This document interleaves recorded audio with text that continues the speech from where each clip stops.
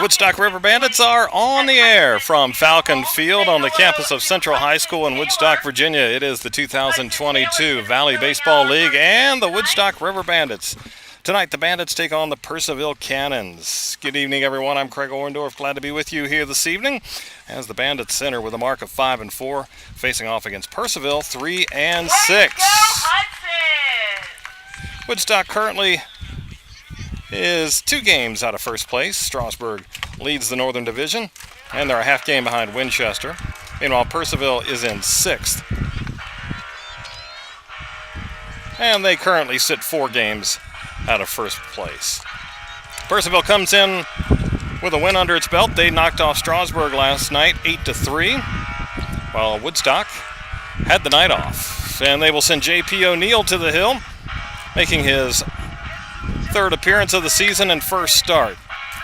No record, no decisions yet. A 6.75 ERA. He's gone 2 2/3 of an inning, allowed 4 hits, 2 earned runs. He's walked a couple and struck out 3. And here's the order he will face tonight from Purcellville. Leading off and playing shortstop is Luke Edwards.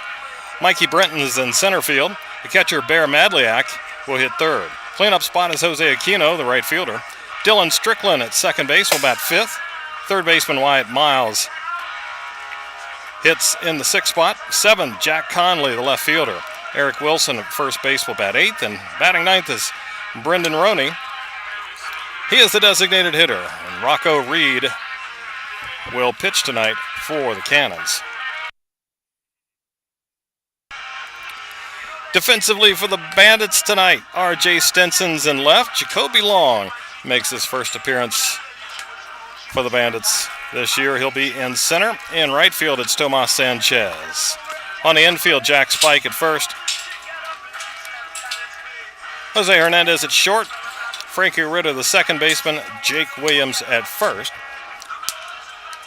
Nate Cronus behind the plate. And again, J.P. O'Neill is on the mound. 6'6" right-hander from Incarnate Word. And leading off tonight for the Cannons, from Marshall, shortstop number 2, Luke Edwards. All right, ready to go.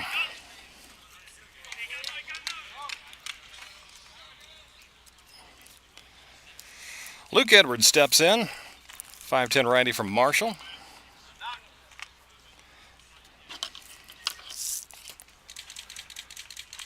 First pitch swing, and he laces one into left field for a base hit. Luke Edwards came in hitting .353 and wastes no time to get this one started with a solid single to left.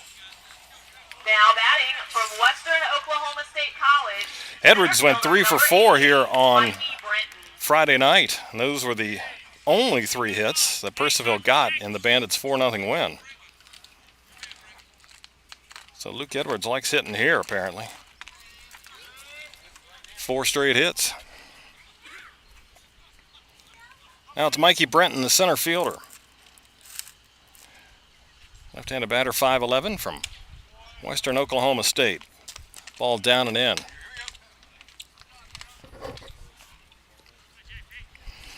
Mikey Brenton hitting .231. 1 home run, 5 RBIs.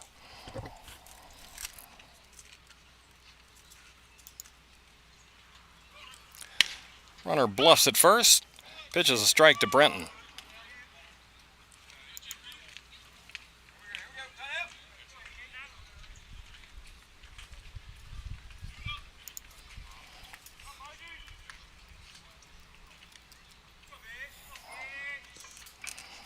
Throw over to first, a soft toss, and Brenton back in standing.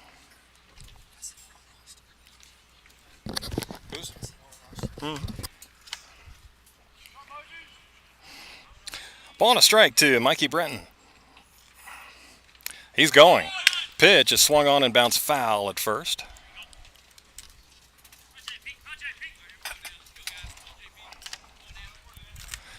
So a ball and 2 strikes.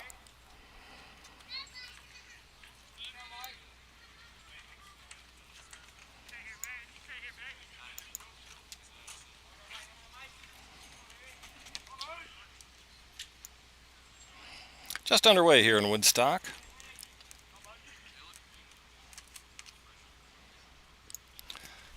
1-2, that's chop foul.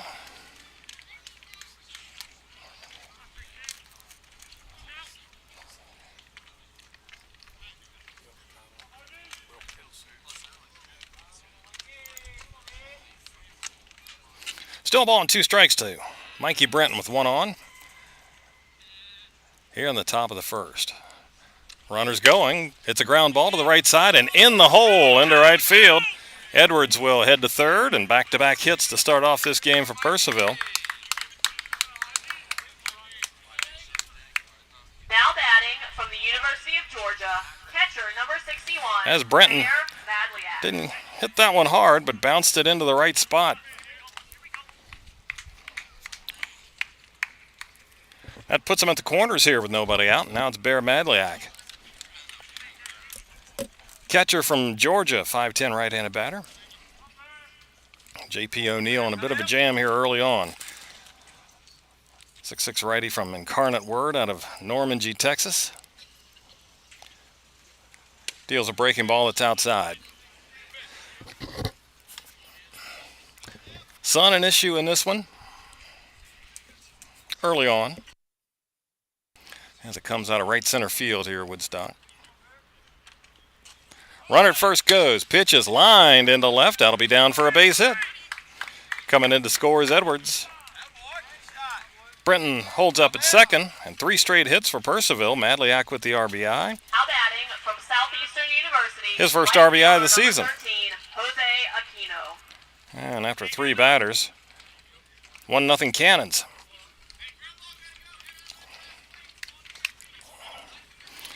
That's Jose Aquino.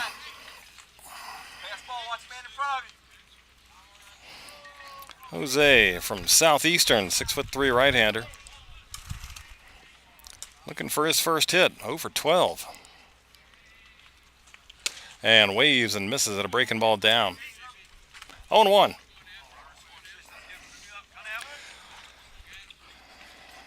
O'Neill needs a ground ball at somebody right here. Try and limit the damage. Pauses, pitches, and that is just off the outside. We sit at first base, field level, so we have to guess inside, outside on the pitches. Get a good look at top and bottom of the zone, but obviously the corners, and just guess as to where the catcher hauls it in. 1-1. Off speed. That's outside. 2-1 now.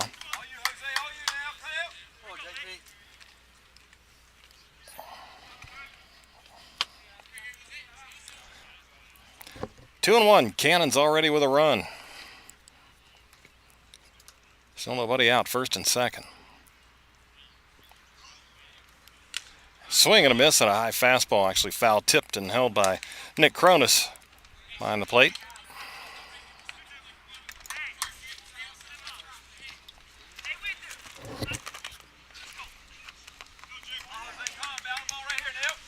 Two and 2.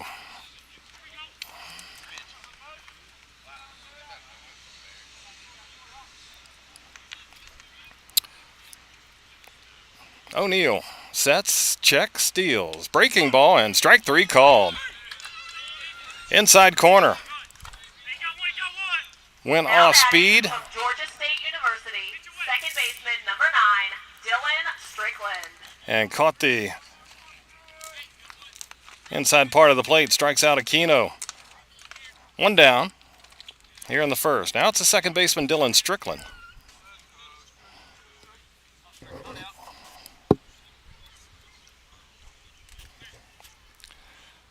O'Neill with a breaking ball that stays high.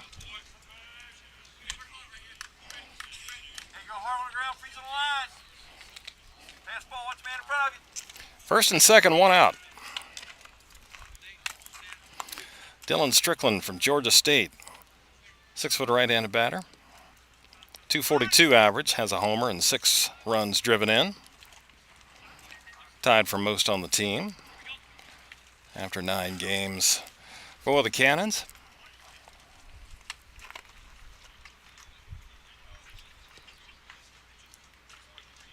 O'Neill with a 1-0. Down and away. 2 balls, no strikes.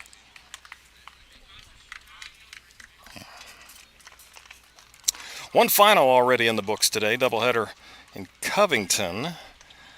And Waynesboro beat the Lumberjacks 7-1 in their opener. That's low and away and 3-0 now.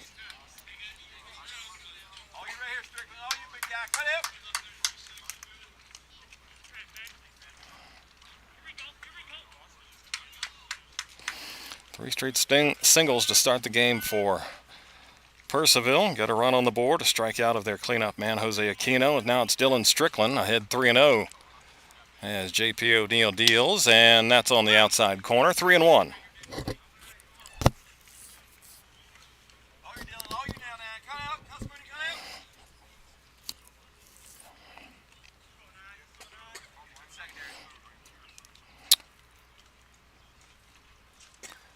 Runners going.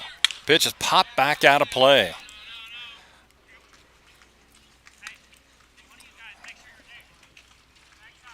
Brenton went on his own, I'm sure, there. As Madliak didn't start until he saw Brenton took off. But it was fouled back and the count goes full, 3-2 to Dylan Strickland.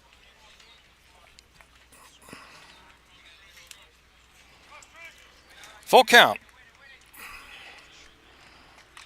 O'Neal sets and pitches and misses low and away and loses Strickland after coming back 3-0. Now batting Go full from count. Shepherd College, third baseman number 55, Wyatt Miles. So now it's Wyatt Miles, the third baseman. Sacks full of cannons here, one out in the first.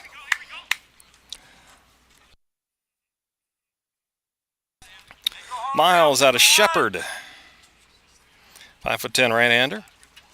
Batting .278 with 3 RBIs. Has a big chance here for Purcellville. And way out in front, fooled by an off-speed pitch.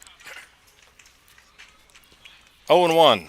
Didn't pick that up, but you can understand that in this situation. This time of the day with the sun coming from behind the pitcher.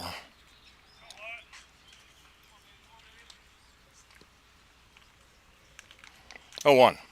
That's fouled away. Nothing in 2.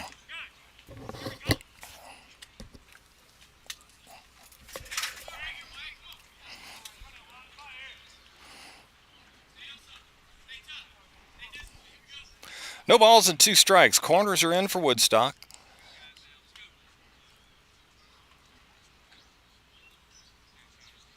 Long look in by O'Neal, and that draws time from Wyatt Miles.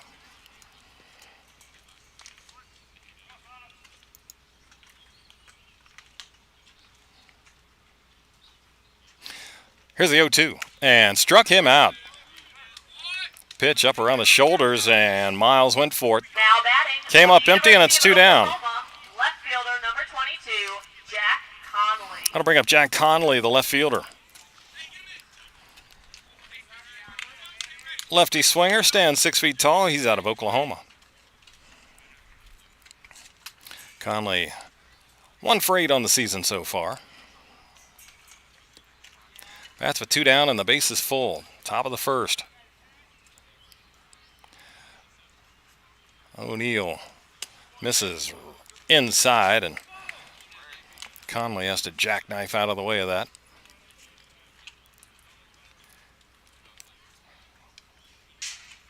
One ball to the number 7 batter. Game Friday night between these two went 1 hour and 58 minutes. Not on that pace now. 1-0. That's down and in. 2 balls and no strikes.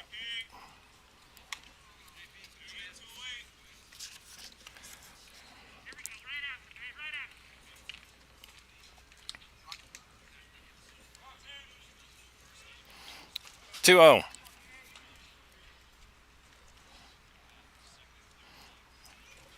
O'Neal delivers and may have just been outside or maybe a little bit up.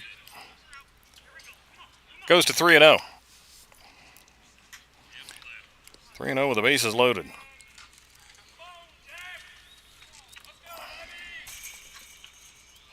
O'Neal from the stretch kicks and deals, and he misses ball 4. He walked in a run.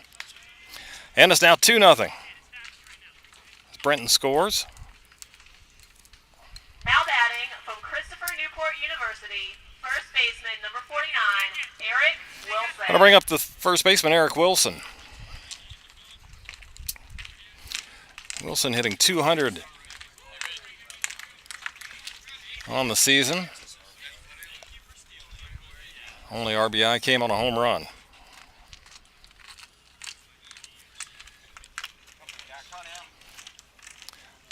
Base is still juiced. Breaking ball is a good one in there for strike 1.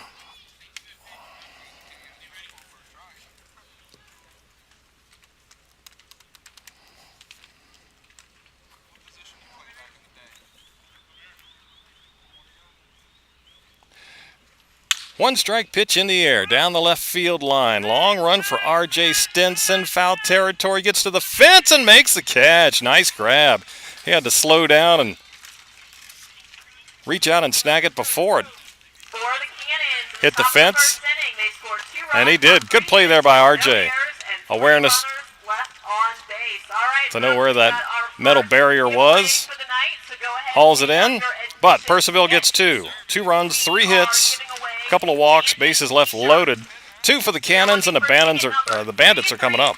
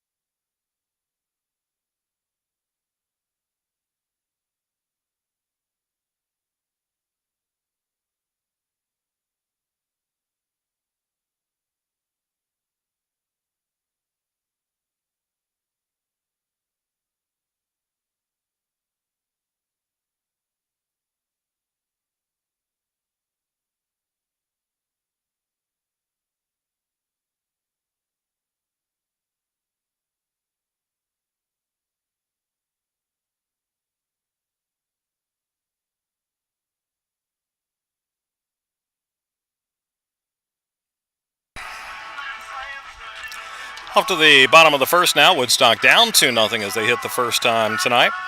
And they will face a left-hander, Rocco Reed. Reed out of Clemson, standing 6 feet tall, out of Greenville, South Carolina. He's 1-0, making his second start. 6 innings, 2 hits, 1 run. It was unearned. He walked 2 and struck out 6. And here's the order he'll face tonight from the Bandits. Jacoby Long in center field will lead off. Frankie Ritter, second baseman, hits second. Jose Hernandez, the shortstop, batting third. Jack Spike, the third baseman, in the cleanup spot. R.J. Stinson hits fifth. He's in left field. Nate Cronus, the catcher, is sixth. Seventh, Tomas Sanchez in right field. Eighth, first baseman Jake Williams. And the DH batting ninth is Hunter Smith. Here's Jacoby Long.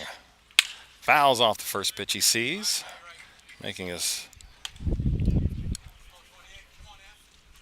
2022 debut for the Bandits. Jacoby from Miami, switch hitter, standing 6'2", and swings at a breaking ball. 0-2. Woodstock's had a little trouble with lefties so far this season. And there's another foul ball off to the right from the southpaw, Rocco Reed.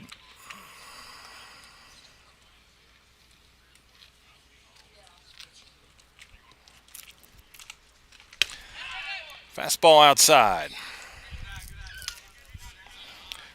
Jacoby, a returning player for the Bandits.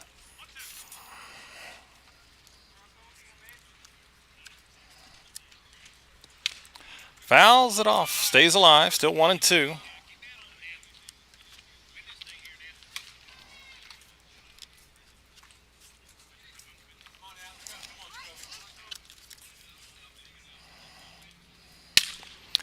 Ground ball to the left. Coming in with a scoop is the shortstop.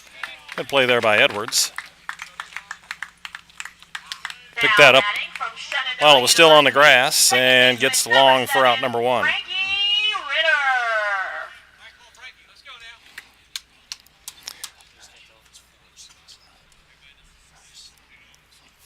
Frankie Ritter coming to the plate. Second baseman tonight. 5'10" right-hander from Shenandoah.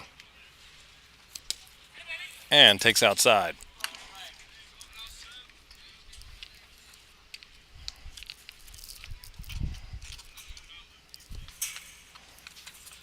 And waved and missed at an off-speed pitch.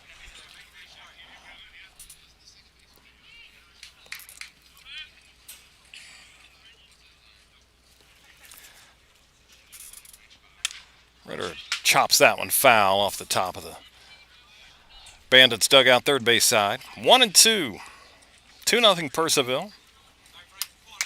First three batters got singles.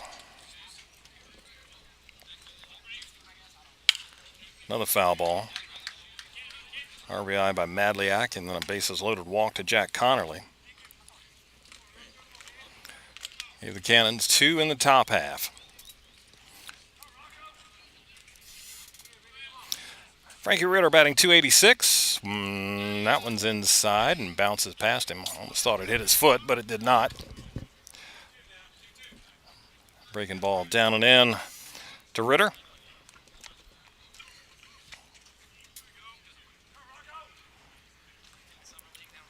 And a swing and a miss through a fastball by him for out number 2. Now batting from Miami-Dade Community College Kendall, shortstop number 11. That's Jose Hernandez. 438 batting average. 1 home run, 5 RBIs at 438. Number is second best in the league right now. And takes one down and in.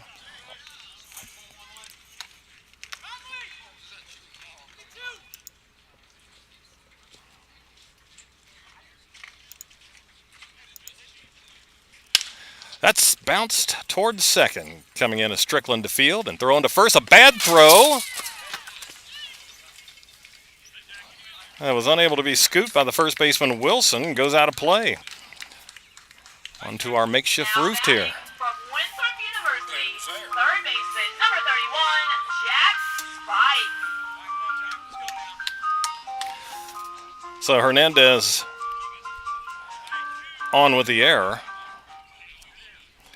So fairly easy play there, but Strickland just bounced it in the dirt, and Wilson couldn't pick it up. So Hernandez out at second, saves a swing for Jack Spike. Cleanup man and third baseman. There's ball one. Our roof here kept us from getting a souvenir. A headache. I have more trust in your hands than that, MK. There's a swing and a miss by Spike. 1-1. Butterfingers gets. 1-1. That just misses away. 2 balls and a strike. Jack Spike from Winthrop, 6'3" righty. He's hitting .385. 1 run driven in. Has a chance here with Hernandez out at second after a 2-out error. And that is up and in. Gets off the glove of the catcher, Madliak, and now Hernandez down to third.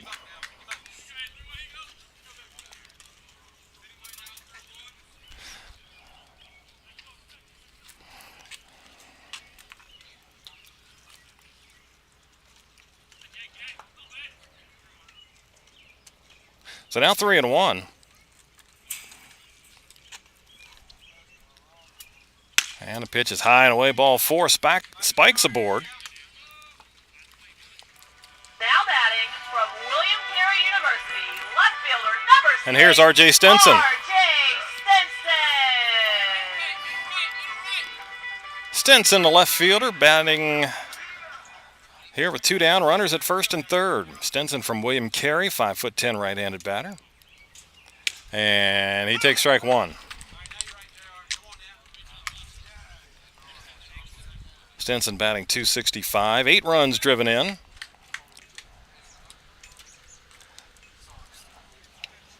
That's most on the team. That's outside. And he's been hitting mainly out of the leadoff spot.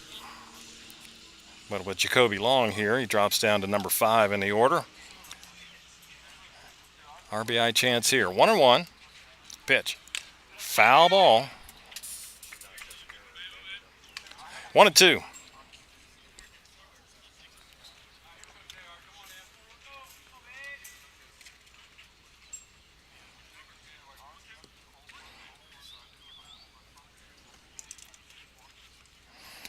One-two pitch. And on the ground to the left side, picked up there by the third baseman, Miles. His throw in time to get Stinson to end the inning. For the River Bandits in the bottom of the first inning, there were no runs, No hits, one error for the Cannons. They left a couple. One complete. It's Percival 2, Woodstock nothing.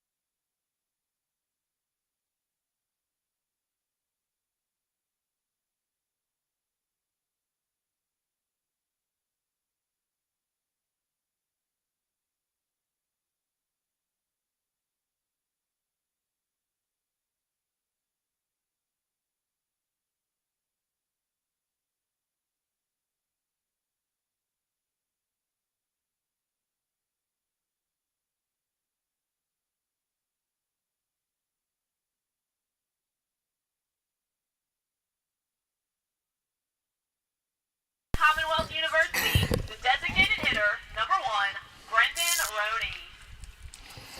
Top of the second now, 2-0 Percival, 9-1-2 for the Cannons. Brendan Roney, Luke Edwards, Mikey Brenton to hit.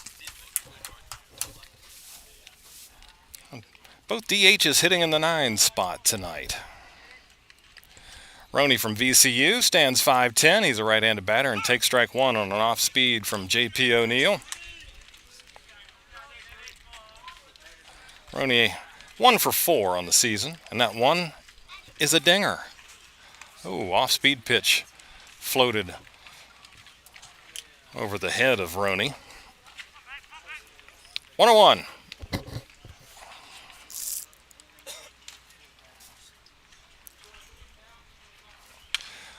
There's a foul ball at the plate. Ball on 2 strikes now.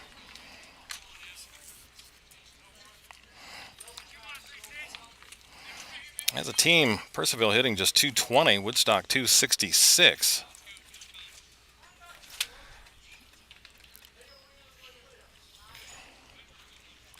That one bounces in there, 2-2, but some power for Percival. They've hit 8 home runs, just 4 for Woodstock.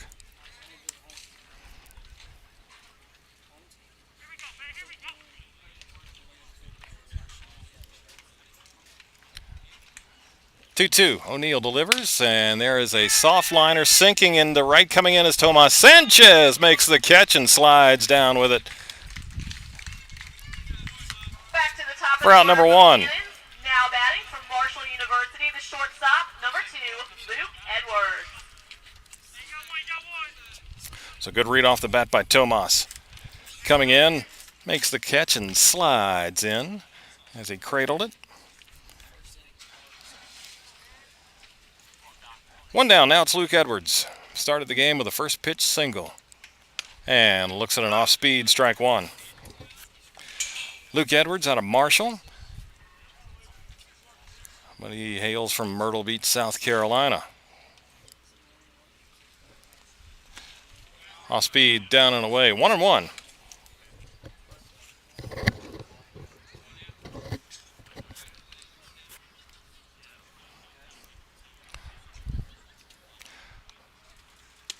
O'Neal misses outside. Third straight off speed pitch to Luke Edwards. 3 singles by Percival to start the game. Wound up getting 2 in that first frame. O'Neal deals, and that's bounce foul at third. Scooped up by third base coach Brandon Mack. Brett Fuller is the manager of the Cannons. Mike Bocock, leader of the River Bandits.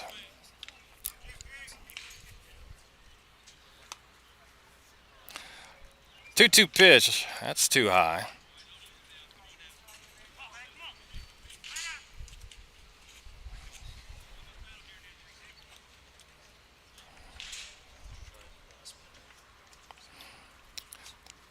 Full count. That's on the ground right to the third baseman Spike. Didn't have to move. He fields and throws, and there's 2 gone here in the Percival second. Now batting from Western Oklahoma State College, center fielder, number That'll bring up Mikey Brenton. Mikey Brenton. Singled through the hole on the right side back in the first inning. Lefty from Western Oklahoma State out of Keller, Texas.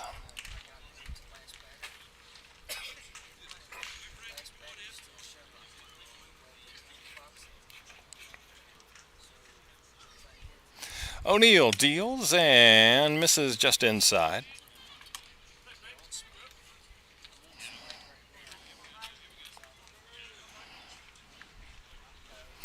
One 0. Fouled off. Ball and a strike. The Percival center fielder. Where's number 88? They've got 88, 77, 66. It's like a spring training game out there. That bounces in front of the plate, and then it hit the bat. They appeal down to third. They say no swing, but the ball bounced and hit the bat. Now umpires are going to talk. Plate umpire wants the cornermen to come in.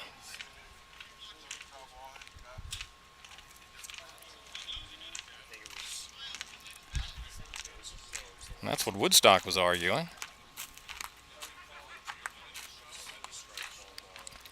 And that's what it looked like from here. And what are they going to say?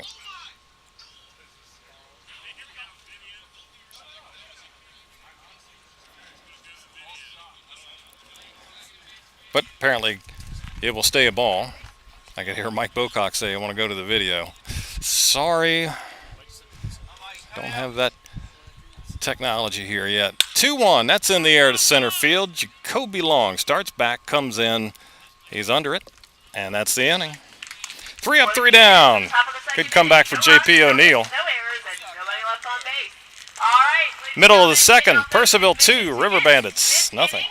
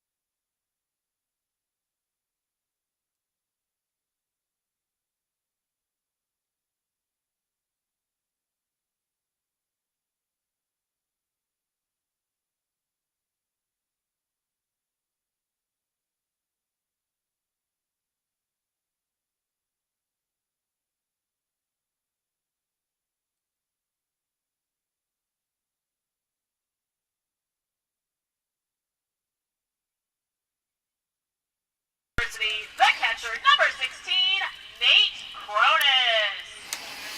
Woodstock down 2-0 here, bottom of the second inning. 6, 7, and 8. Nate Cronus, Tomas Sanchez, Jake Williams due up. Facing Rocco Reed. Had to work a little extra in that first inning after a 2-out error. Followed that up with a walk. There's strike one at the knees to Nate Cronus.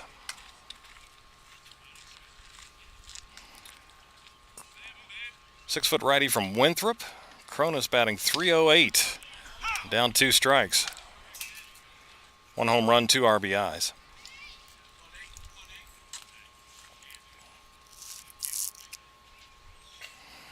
Nothing in 2. Chopper over the mound. In comes the shortstop Edwards to field it on a big hop and a nice soft toss to first. Give the Woodstock catcher for out number 1. Now batting from Texas Wesleyan University, the right fielder, number 18. Now it's Tomas Sanchez.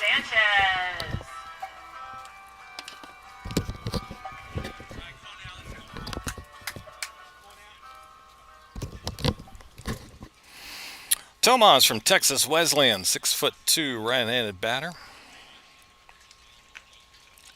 Looks at a breaking ball under the knees. 265 average. Couple of long balls with 7 runs driven in. That's a chopper up the middle, and that will get into center field for a base hit.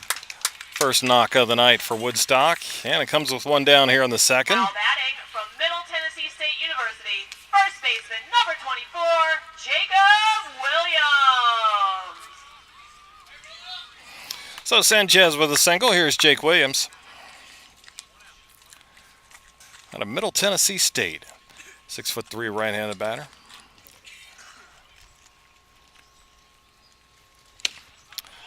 Cut on and missed. Williams just a 154 average.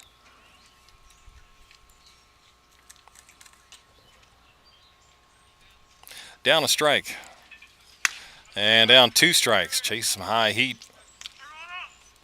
0-2.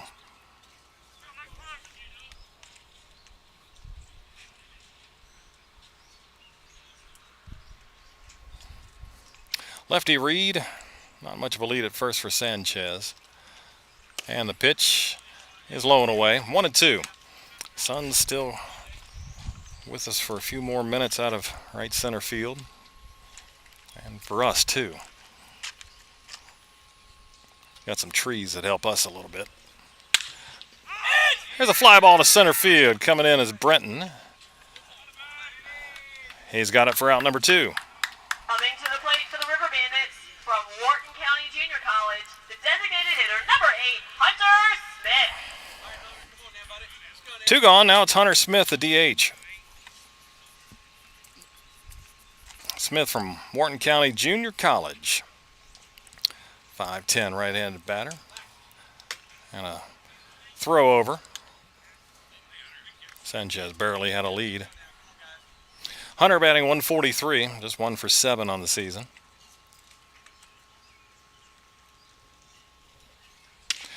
And take strike 1.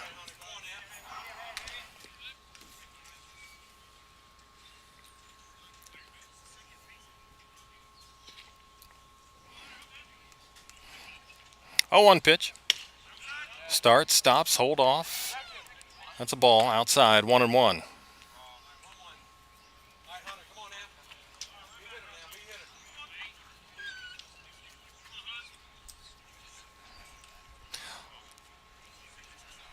That's a foul ball.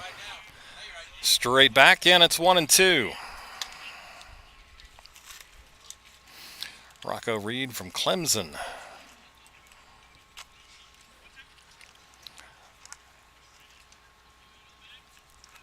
Comes set at the chest and deals. Off speed is outside. 2-2.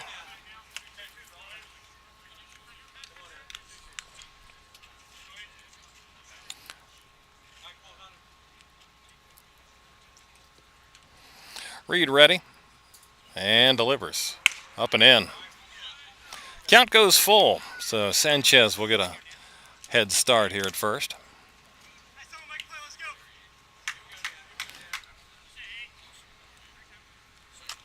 3-2, 2 outs. And the pitch is popped up over our heads, first base side, and out of play. Do 3-2 again.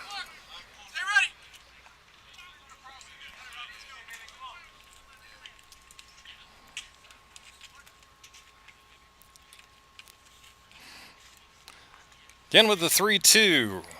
Pitch is outside, ball 4. And for the second inning, Woodstock has 2 on with 2 outs. Miami, center fielder number 28, Jacoby Long. So back to the top of the order. Here's Jacoby Long, grounded out to short his first time. Hey, good runner, good runner.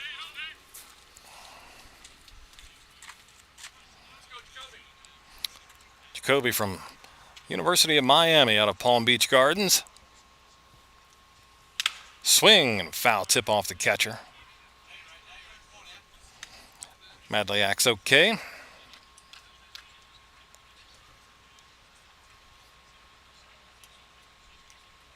Well, he was. Take something off his mat. Maybe he's wearing his sunglasses or something. I don't know. Something he threw over to the dugout. All right, 1 strike. Runners at first and second for Woodstock. Breaking ball, nice one in there. At the knees, outside corner. 0-2. Hey, stay ready, stay ready. Wide stance for Jacoby in the righty box. Waits the 0-2 pitch. And swing and a miss. Something down and out of the zone, and he is out number 3. 2 more left on for Woodstock. 2 complete. Cannons 2. For Woodstock in the Bandits bottom of the nothing. second inning, there were no runs.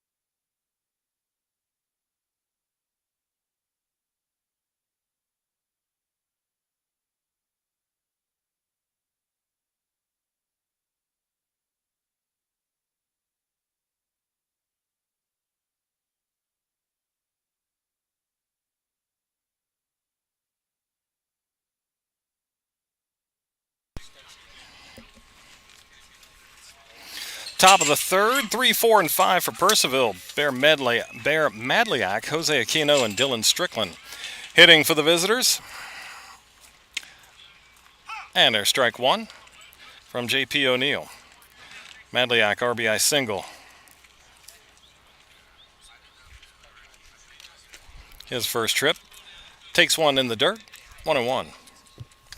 All right, son, we've had enough. It was cloudy today. It looked like big-time storms were going to come rolling in here early this morning into the afternoon. We got a couple of drops of rain. That was about it, or at least here in Woodstock. 2-1. There's a little nubber up the first base line, and the pitcher, O'Neill, gloves it, underhands to first to get Madliak for out number 1. Now batting from Southeastern University, The right fielder, number 13, Jose Aquino. Adliak took a big cut and the ball just trickled up along first base. Easy play for O'Neill. One down. Now it's Jose Aquino struck out looking in the first.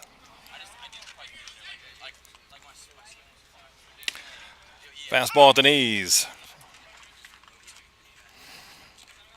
Jose, a bit of a struggle early. 0 for 13 with 8 strikeouts now in the season. And swinging a foul tip. Looked like O'Neill tied him up. Something in on the hands. Aquino from Southeastern. Hails from Lawrence, Massachusetts.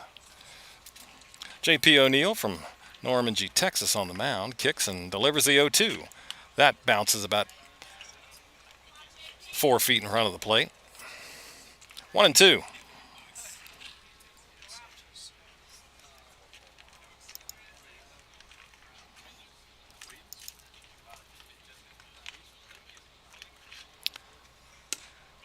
A little bit low. 2-2. 2-0. Percival with the lead. They got 3 hits all in the first inning. Just 1 hit so far for Woodstock. But they've stranded 4. 2-2 and a wave and a miss and a breaking ball. And there's 2 gone here in the third. Now batting from Georgia State University, second baseman, number 9, Dylan Strickland. Now it's Dylan Strickland. He walked back in the first inning. Bats here with 2 down, nobody on. Strickland out of Georgia State from Loganville, Georgia. And looks at a breaking ball outside.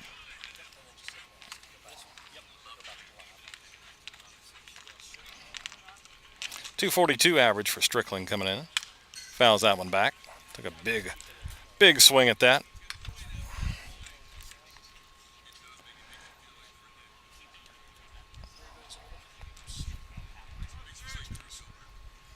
There's a double and a home run with 6 driven in on the season. And takes a fastball high. 2-1.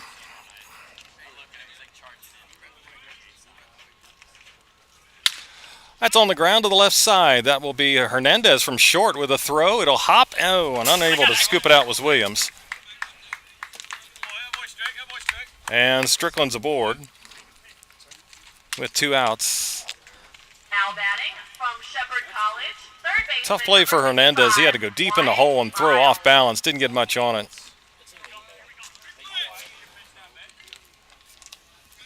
I think I hit.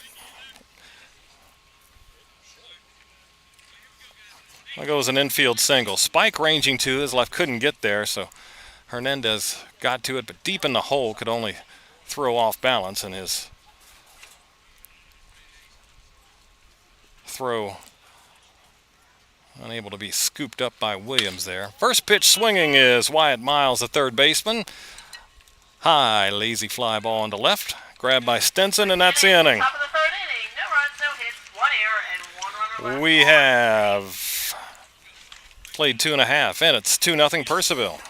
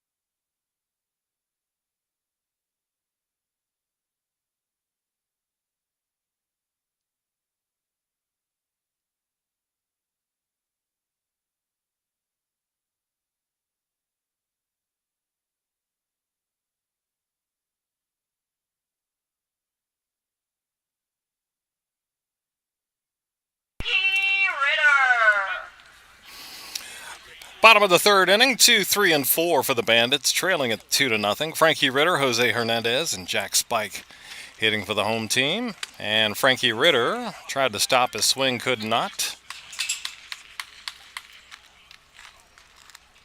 Down a strike. He fanned in the first inning. And look out, line drive. Right off the dugout of the first base.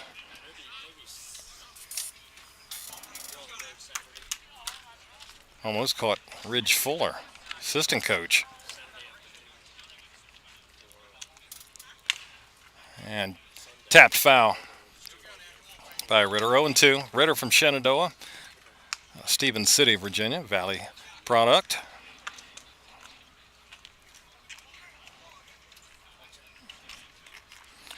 Oh, 2 and outside from Rocco Reed.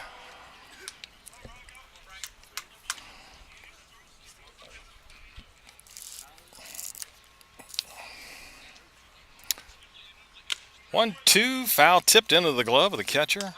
Madliak holds on to it. And Ritter down on strikes for the second time. Jose Hernandez. Here's Jose Hernandez, reached on an error.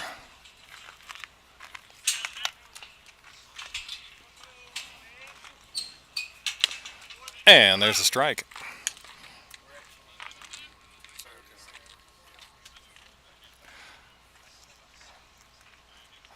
Reed gets a strike 2 called at the knees.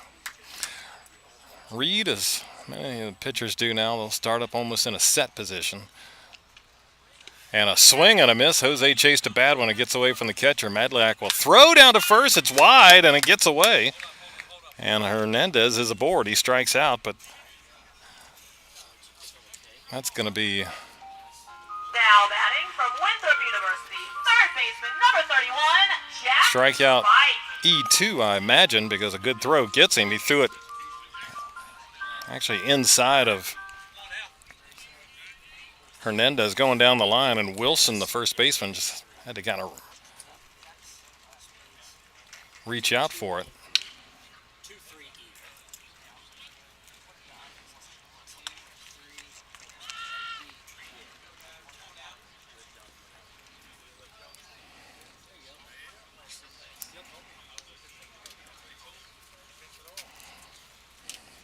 So a man on, Jack Spike, strike 1, now fouls it off, 0-2. Jack from Winthrop, out of Lawrenceville, Georgia.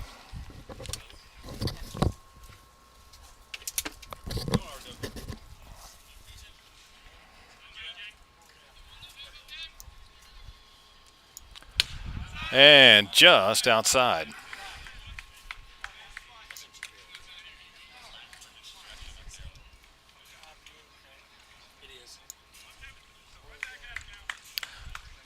One and two. Swing and a miss. That gets away. Spike's out on strikes, but Hernandez will go down to second. Now batting from William Carey University, the left field. So that's the third strikeout of the inning, but only 2 are out. Now it's R.J. Stinson with a man at second base. He came up with runners at first and third in the first inning and grounded out to third. Stinson chops one off the plate. Coming in to field is Reed. He'll turn and throw to first, and they get R.J. to end the inning. For the River Bandits, 3 complete. bottom of the third Purcellville inning, 2. Bandits nothing.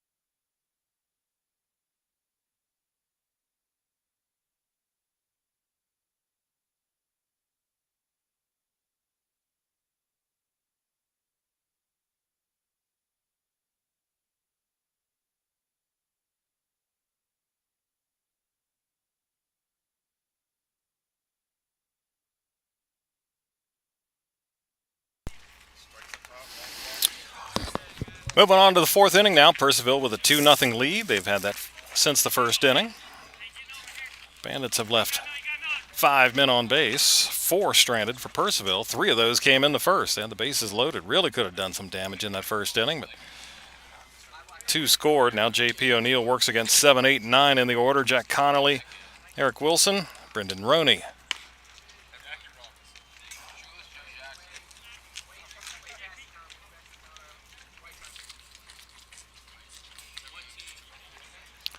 One ball. And now 2 balls, just low. Connolly, left-handed batter from Oklahoma, out of Marietta, Georgia. O'Neill delivers and bounces that one in there, 3-0. Yeah, right-hander just starting to throw in the Woodstock bullpen.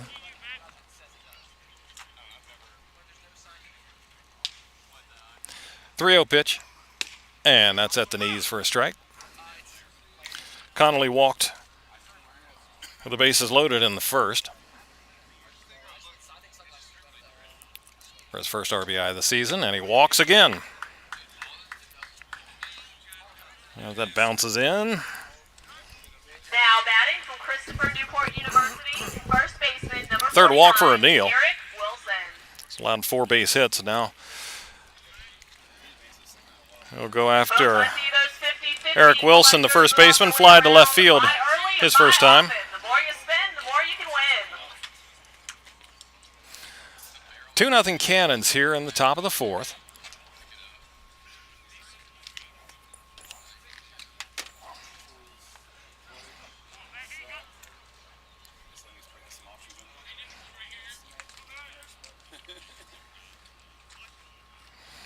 Connolly does have 1 stolen base, and he leads at first right here with nobody out in the fourth. O'Neill delivers, and that's up and away. Sun's still a factor for the batters here. And a catcher and the umpire as well. Big lead at first. Now O'Neill steps off. Connolly was bouncing around out there, and if O'Neill had turned to throw, he would have had him. 1-0, catches the outside corner, 1-1.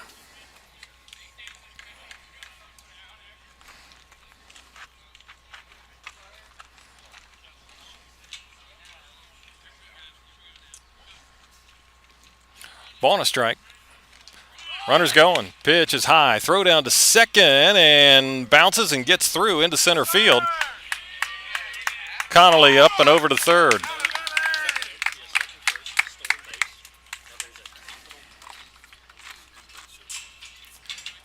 So the error on the throw by Cronus puts a man at third with nobody out.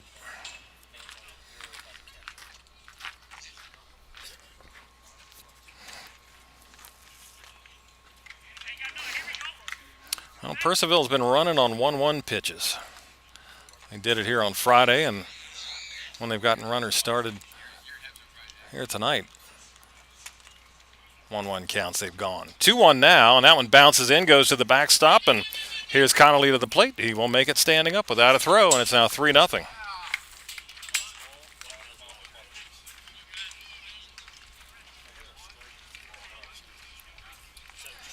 So a walk, stolen base, error on the throw, and a wild pitch, and just manufacturing a run there and getting a little help along the way. So 3-0 Cannons here in the fourth. Base is now clear, and 3-1 to Eric Wilson. Out of Christopher Newport. Takes high, ball 4.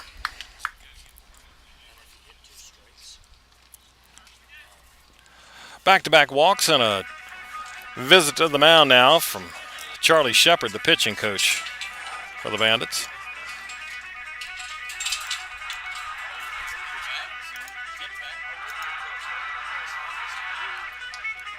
Woodstock coming off a doubleheader split back on Sunday with Waynesboro. They were off last night.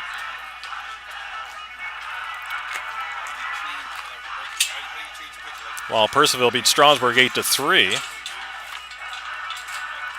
Wyatt Miles went 3 for 4 with a couple of RBIs, and Luke Edwards 2 hits and drove in 2. Bandits will go on the road for 2 after this one. University, the designated hitter, number 1, Brendan Roney. At Winchester Wednesday. Strasburg Thursday, back home for Front Royal on Friday. And a Saturday game at Front Royal. So back-to-back with the Cardinals as they do a home and away consecutive nights. All right, back to action. Brendan Roney, the DH. Flied to right first time up. First pitch swinging, bounces it foul. Off the fence in front of the Woodstock dugout at third, 0-1.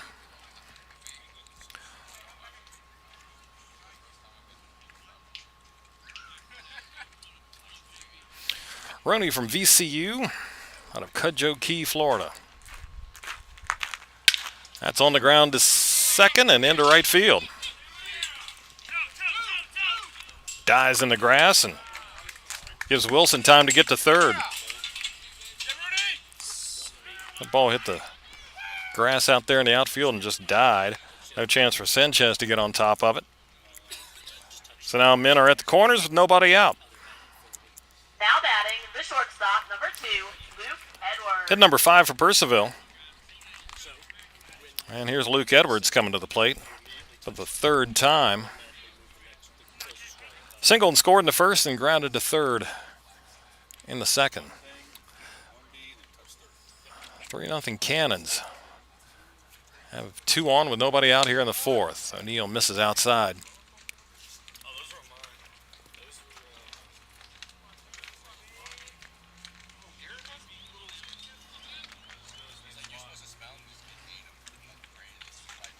One ball. Runner at first goes. Pitch is inside and no throw. Roney gets the steal.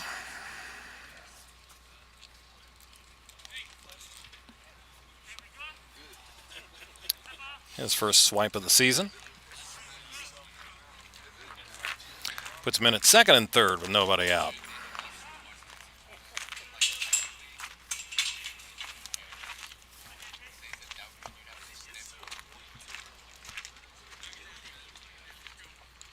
Corners in for Woodstock here. O'Neill gets a strike on the outside. 1-1.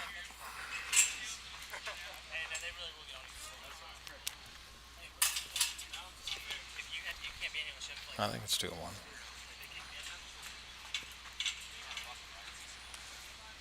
Pitch. In the air to center. Jacoby Long going back, gets to the fence and makes the catch. Deep drive to the short part of the park. Stays in, but it's a sacrifice fly as Luke Edwards brings in a run. Wilson scores. It's now 4-0. Center fielder, number 88, Mikey Brenton.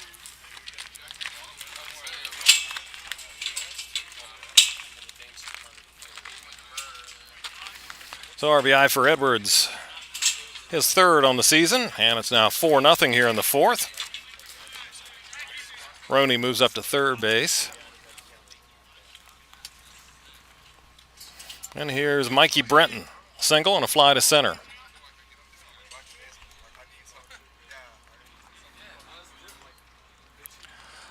Left-handed batter from Western Oklahoma State. Off speed, drops in for a strike. 0-1.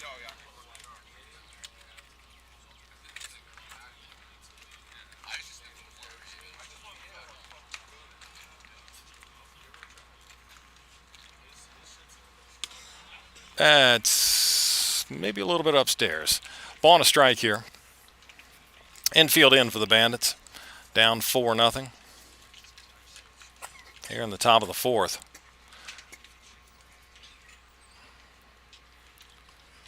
It's fouled away. 1-2. Now there's a lefty throwing from Woodstock. In the bullpen.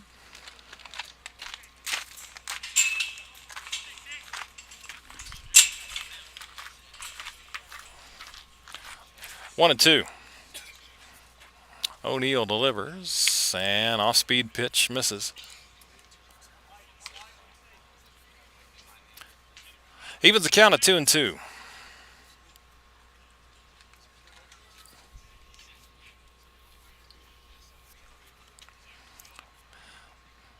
O'Neill ready and deals.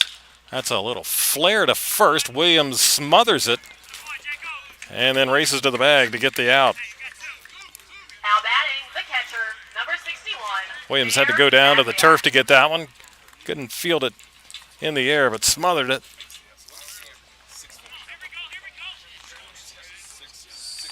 Holds the runner since he was playing in on the grass.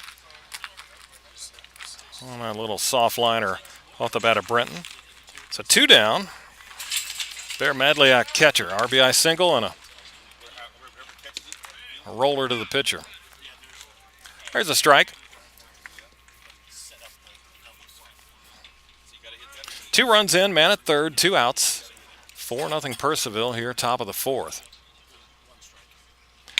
Breaking ball. Oof. I don't know where that was. Must have been a little upstairs. Like I said, we can see top to bottom of the zone, and that was just under the letters. 1-1. That's popped up, and who wants it? O'Neill was going to take it, but he'll give way to the pitcher, the first baseman, rather, Jake Williams. He calls off the pitcher to end the inning.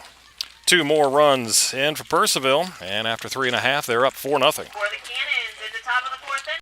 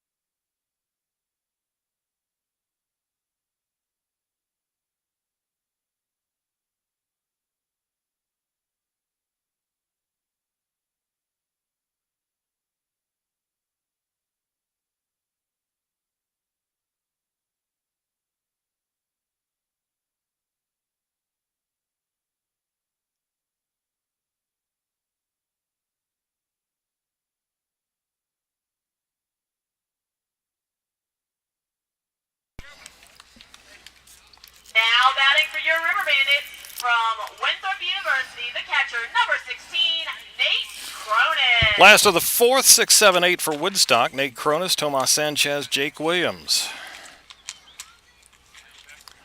Going up against Rocco Reed.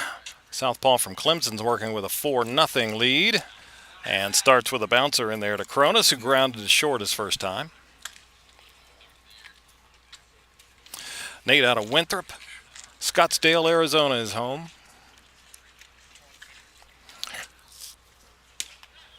Comes in batting .308. Takes a strike.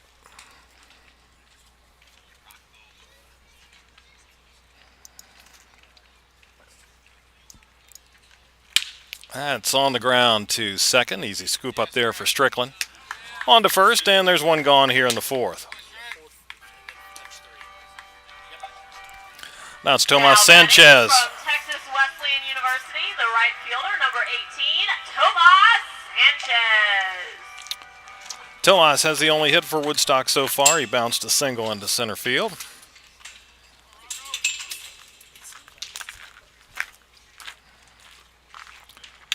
And fouls that one straight back. 0-1.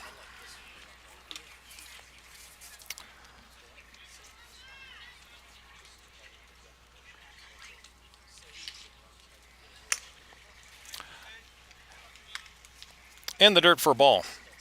1-1.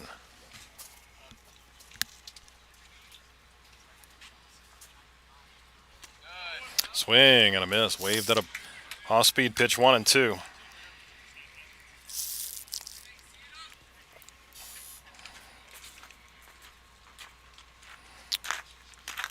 That one bounces in. 2 balls, 2 strikes.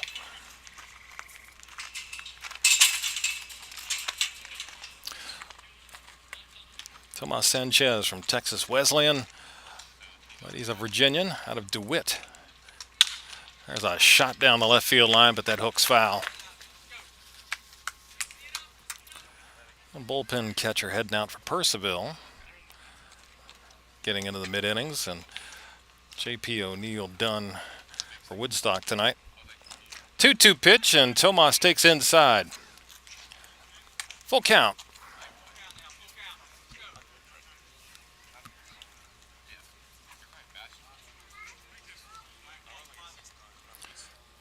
Three and 2 to Sanchez. Swing and a miss. Gets away from the catcher. Gets to the backstop. Sanchez will make it without a throw.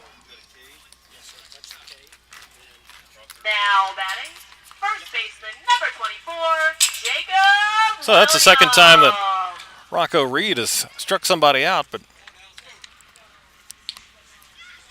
pitch got away from the catcher.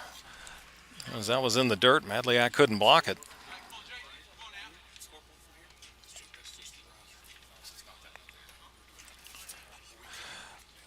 Well, the man reaches. That's Sanchez. Here's Jake Williams. Shoots one. Fair down the left field line. Sanchez heading for third. He'll make it. That'll be a double for Jake Williams as he stroked that first pitch he saw. Now Laced it down the left field line. Second and third now with 1 out. Number 8, Hunter Smith.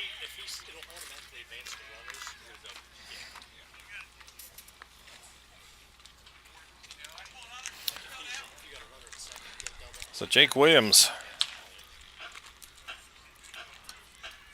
with his third double on the season. And a visit to the mound here.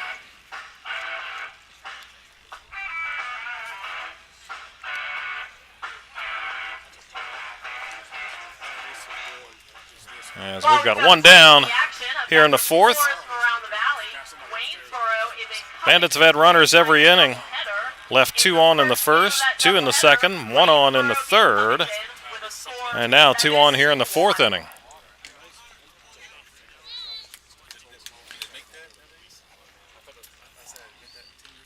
Here's Hunter Smith. DH walked in the second inning. Out of Wharton County Junior College, out of Spring, Texas. We outside, ball 1 from the lefty, Rocco Reed.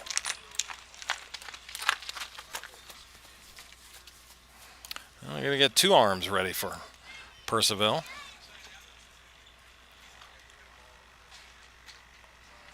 One ball, infield in for Percival. That is flared right side, foul territory. That'll get out of play. There is a little bit of room in foul ground down in the right field corner where the visitor's bullpen is. It's the only place where it opens up. Not much foul territory all around the park except for that one location. It's a multi-purpose field. Central High School has football here, and that runs from pole to pole. 1-1's up and away, 2-1. And because of that, we've got the unusual dimensions, just 338 to straightaway center. Oh, it's deep down the lines, 340 to both lines, 376 to left center, 372 to straightaway right. 2-1 now to Smith. That's low, and it's now 3-1 with a base open. But it's the number 9 hitter, Hunter Smith. And no doubt Reed doesn't want to lose him. Jacoby Long on deck.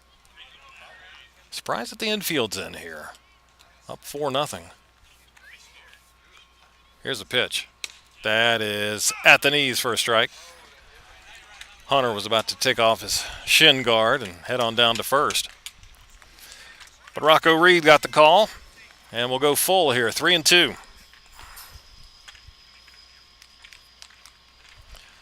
Pause in the pitch, and that is strike 3 called. Smith down looking Center fielder, number 28, on a fastball Tony Long. on the outside corner, just above the knees. 2 gone now. Another strikeout for Reed. So he's got 2 in the inning. He had 3 in the third. Although one reached base. So 5, 6, 7 strikeouts for him so far. And goes to work on Jacoby Long, who fouls it off. Ground to short and a strikeout.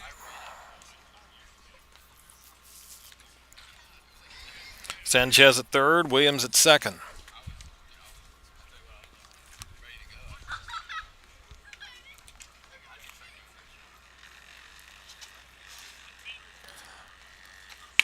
Inside.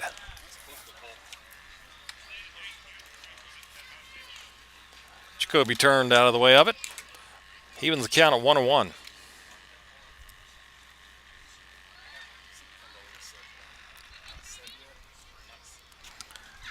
1-1 fouled back. And it's now 1-2 on Jacoby Long from the University of Miami.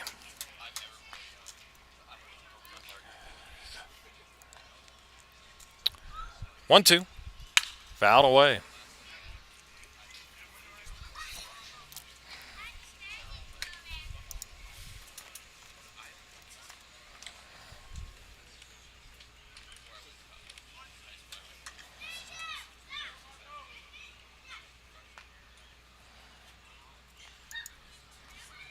Ball 2 strikes, and that is hit hard but foul down the left field line. Jacoby right on that one, but pulled it foul.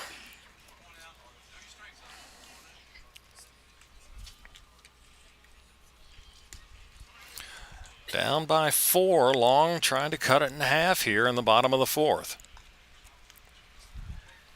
Reed sets and pitches, and that is ball 2. Don't know if it was low or outside.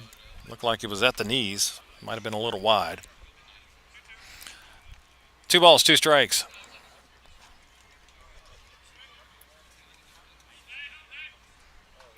Reed ready. Deals the 2-2. And that is off the mound and into center field for a base hit. 1 run will score. 2nd run coming to the plate. Not in time. And Jacoby Long with a 2-run base hit. Now batting, Sanchez and Williams score. It's 4-2.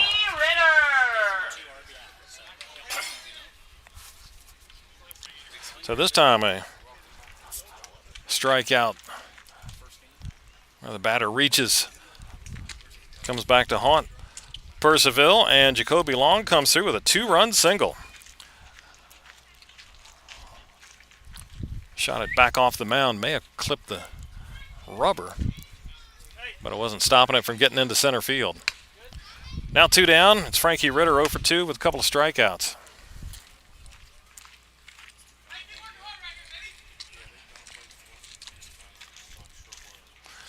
1-0 to Ritter. He cuts and misses. 1-1.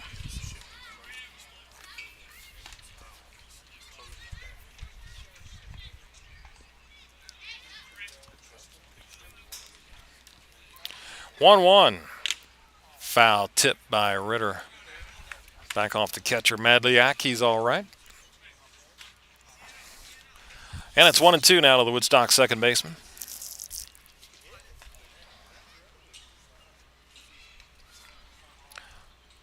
1-2. Swing and a foul tip held by the catcher, and for the 3rd time, Frankie Ritter down on strikes. That ends the inning, but Woodstock picks up a couple. We go to the 5th. It's a 4-2 lead for the Cannons over the River Bandits.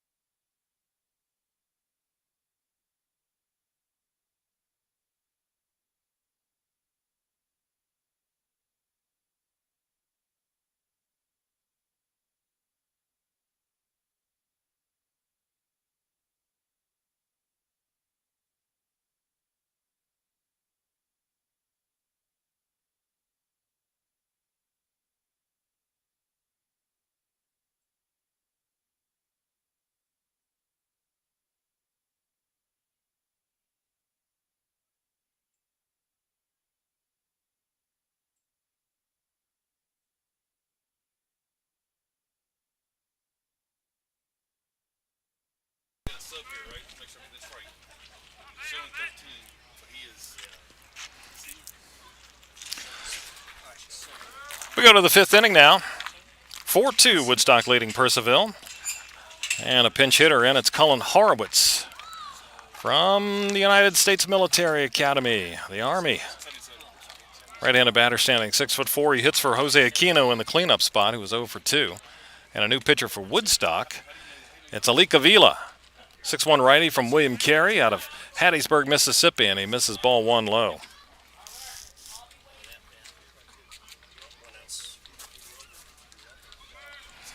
Avila making his 4th appearance, 2.25 ERA. Pitch is high. Avila's gone 4 innings, 1 hit, 1 run. It was earned. He's walked 5 and struck out 5. 2-0 now to Horowitz. And cuts and misses. Got a fastball, but came up empty.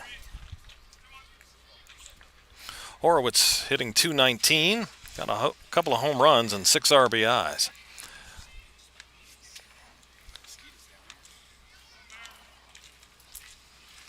But he struck out 14 times so far. 2-1 here. That's at the knees for a strike. 2-2. Cullen Bear Horowitz. 2 Bears on the team. Madliak and Horowitz.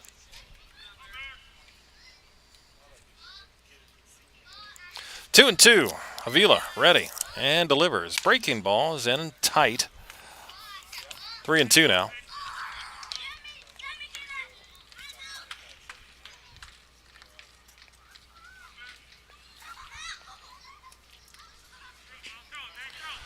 Three-two.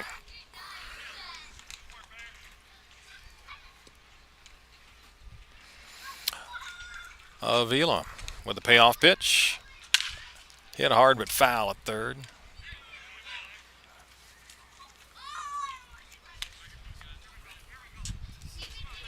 Horowitz followed by Dylan Strickland and Wyatt Miles for Percival. Now it's cooled down here at the ballpark.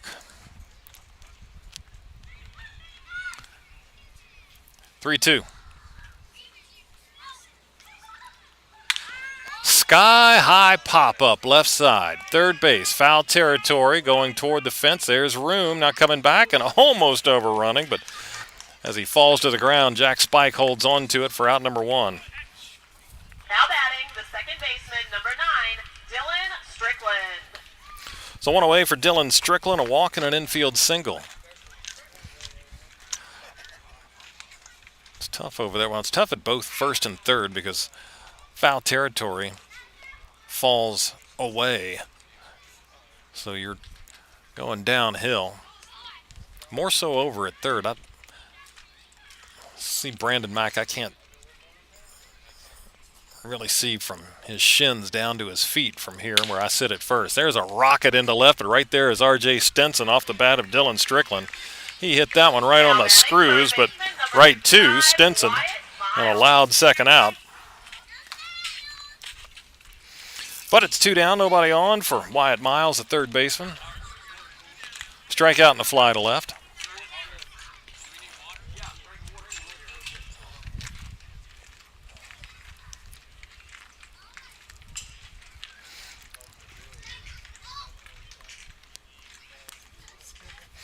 Miles out of Shepherd. Shepherd Rams out of Waterford, Virginia. Takes a breaking ball low. Out of town scoreboard. Waynesboro beat Covington in the opener of a doubleheader today, 7-1. Strasburg's up on Front Royal, 6-2. Winchester leads Newmarket 5-1. Harrisonburg and Stanton 2-2. There's a strike. 1-1. And game 2 between the Generals and Lumberjacks. It's Waynesboro 5-1 over Covington.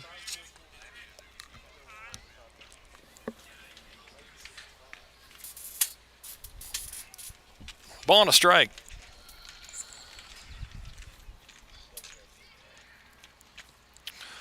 Alika Vila has that one skip in there. 2-1.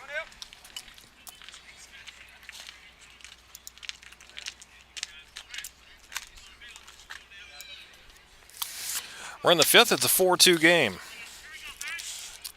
Purcellville 2 in the second and the top of the fourth. Woodstock got 2 in the bottom of the fourth.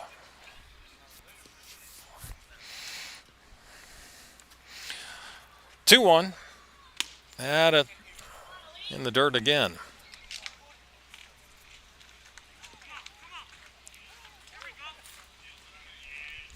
3-1.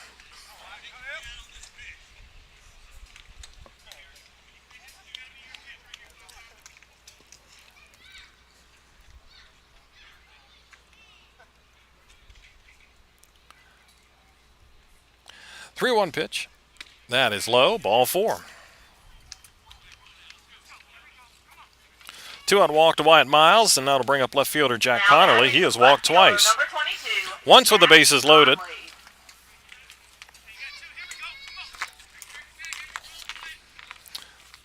Close the book on J.P. O'Neill. 4 innings, 5 hits, 4 runs, all earned.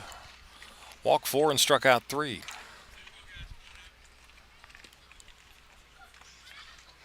Two down, man at first.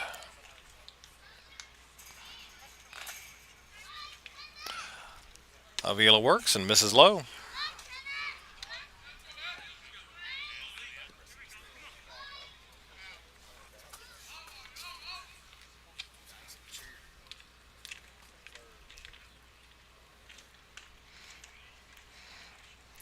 One ball. Avila to Connolly. Cuts and misses. 1-1.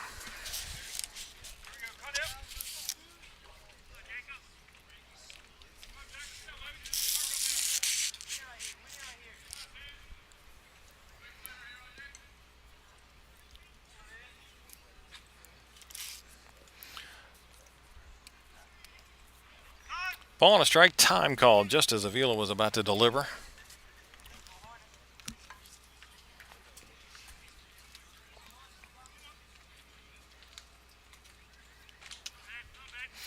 Miles doesn't have a steal this year, but here's another 1-1 count. We'll see what the Cannons want to do.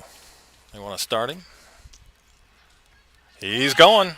Pitch is outside. Throw down to second, and that is offline. Gets into center field, and Miles is on his way to third. There they go again on 1-1. And they get another steal and another E2. Looks like the throw was off the bag toward the right of second. And a throw by Cronus as Hernandez there to cover. Didn't really give it a shot. Looked like it was into the runner, Miles, who gets the steal. And error number 2 for Woodstock. Puts a man at third with 2 down. And a 2-1 count to Connolly. Fly ball, shallow left field toward the line. That will drop, but foul.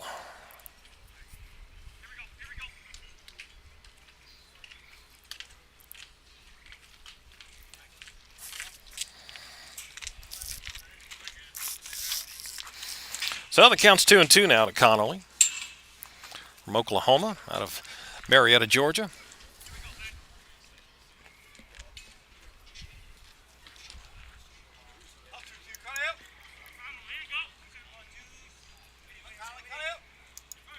Two balls, 2 strikes.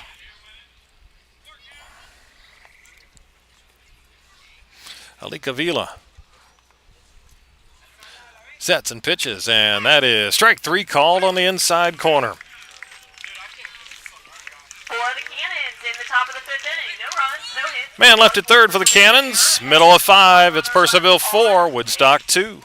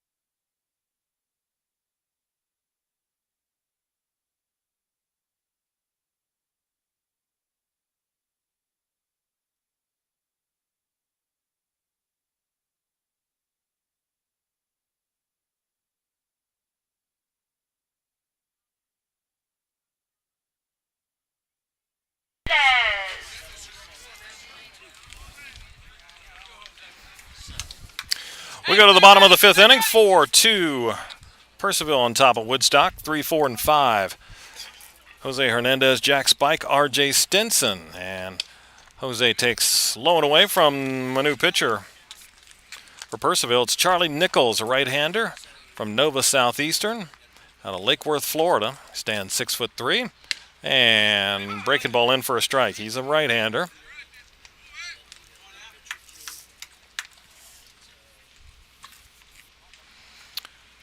That bounces in there.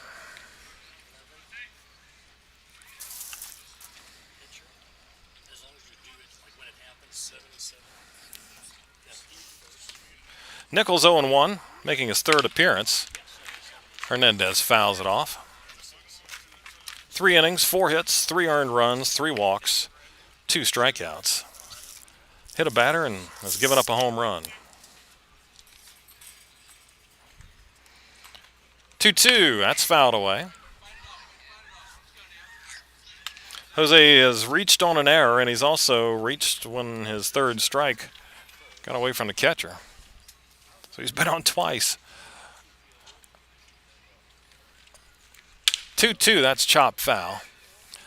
Doesn't help his on-base percentage, but Jose from Miami-Dade Community College, Kendall campus. Hails from Miami. 2-2, fouled away.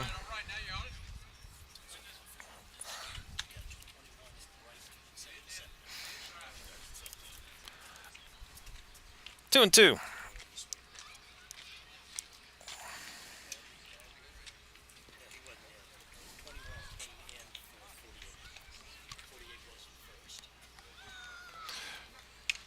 That's inside, and the count goes full now.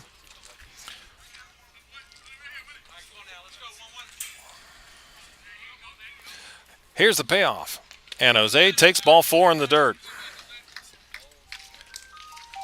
Now batting, third baseman, number 31, Jack Spike. Brings up Jack Spike, cleanup man, and the third baseman. He has walked and struck out.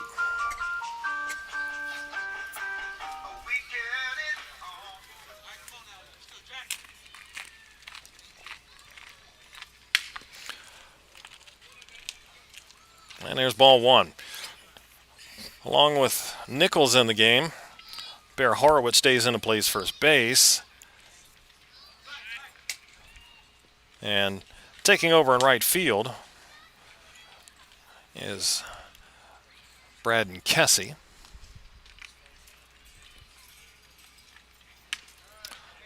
There's a strike. 1-1.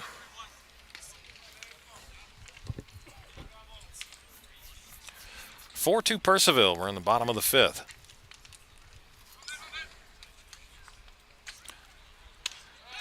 Off speed in there for a strike. 1-2. Jack Spike from Winthrop.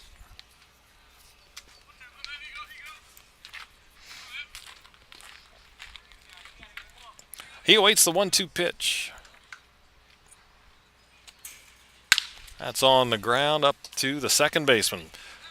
Could be 2, but a bad throw. Only gets him 1. Strickland went to Edwards. His throw to first was in the dirt. Horowitz couldn't scoop. So Spike reaches. Hernandez out 4-6. Strickland was cheating up the middle, and that's exactly where Spike hit it. But they couldn't turn 2. So 1 gone. Now it's R.J. Stinson, a couple of ground outs to third and to the pitcher.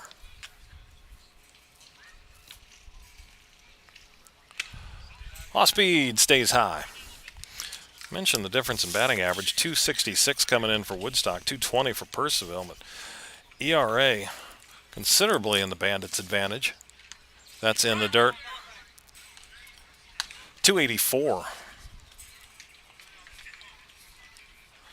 for Woodstock and just over 5 for Percival. 2-0 now. Stinson now 3-0 in the dirt. Gets away far enough for Jack Spike.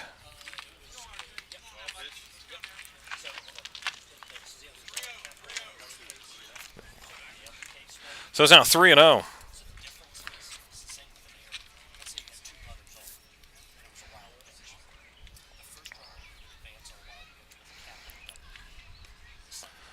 Man at second now. Stinson looks at a breaking ball for a strike.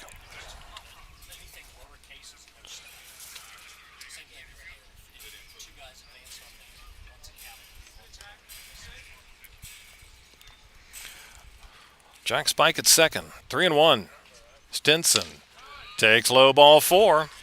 And the Bandits have 2 on with 1 out here in the 5th. Now batting, the catcher, number 16, Nate Cronus. Here's Nate Cronus. Ground to short, ground to second. That's going to be it. Brett Fuller heading to the mound. He's already signaled to the bullpen.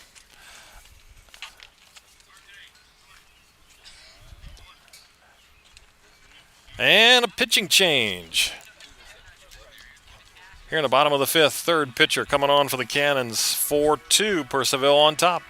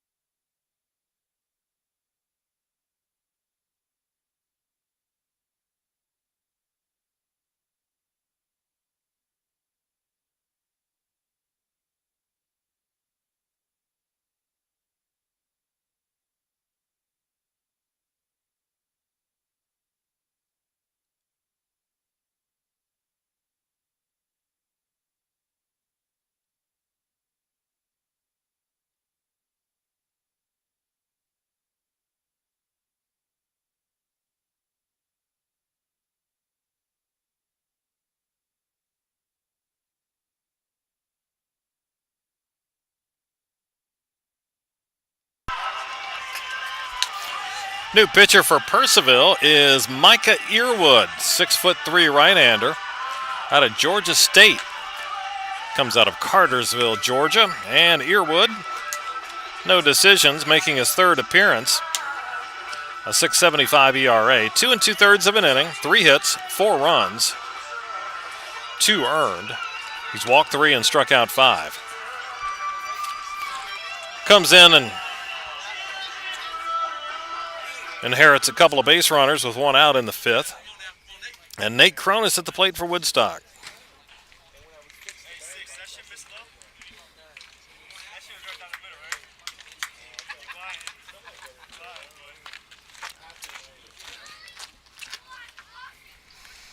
All right.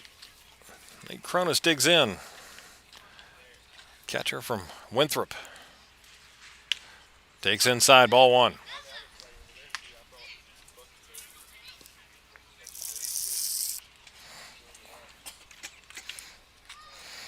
Jack Spike at second, R.J. Stinson at first. Bandits trailing 4-2 here in the last of the 5th. Pitch. That is outside. 2-0 now. Get some history notes in here today on this 14th of June.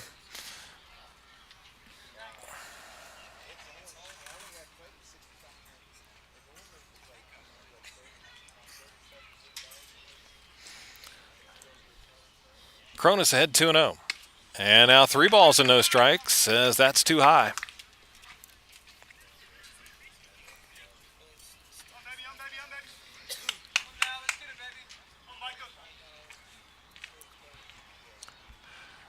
Three balls, no strikes.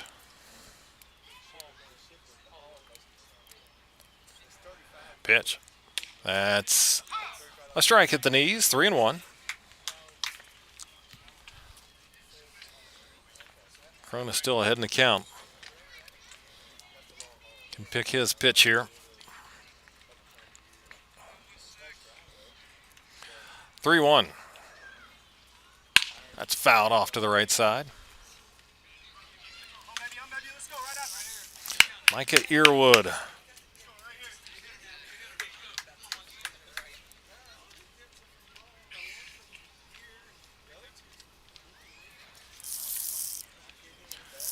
Count goes full now. Earwood long look in. Gets his sign, comes set. Looks at second and now to the plate. There's a bouncing ball. That goes to second. It's bobbled there. Flipped to second. They're not going to get anybody. Slow roller out to second, and Strickland had it eat him up. Bounced up, got him in the chest. Number 18, Tomas Sanchez. And he couldn't find the handle on it. By the time he did, he could only backflip it towards second and could not get Stinson, so now the bases are loaded.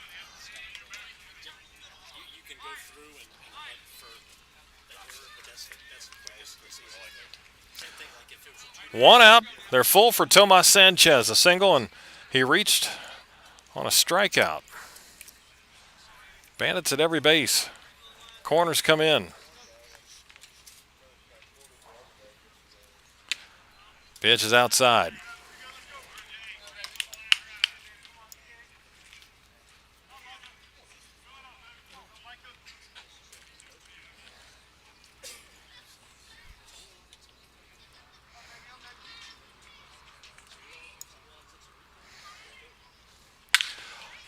High fly ball. Don't think this is going to get a run in. Center fielder coming in to make the catch in shallow center field. No chance for Jack Spike to score as Sanchez. Now batting, first base. Pops out. 24, Jacob Shallow center. Williams. And a big out for Earwood. Now two gone. Here's Jake Williams. Fly to center and doubled.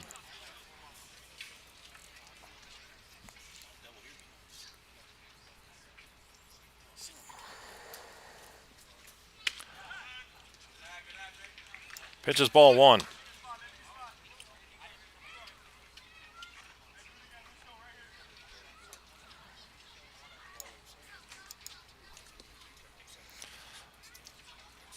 Jake Williams from Middle Tennessee State takes well outside. 2-0. Hails from Lynchburg, Virginia.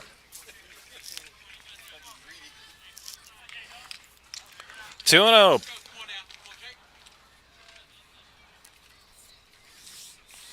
Spike at third, Stinson at second. Cronus is at first. 2-0. Earwood gets the call on a low strike right at the bottom of the zone. 2-1.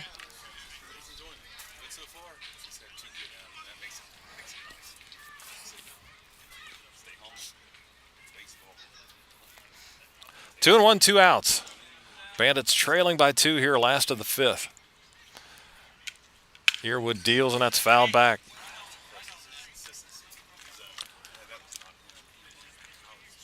Two.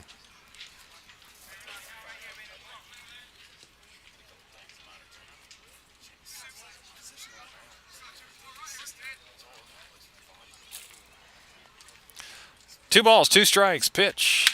That is on the ground at third. Knocked down by the third baseman. Throw to first is not going to be in time. Everybody's safe.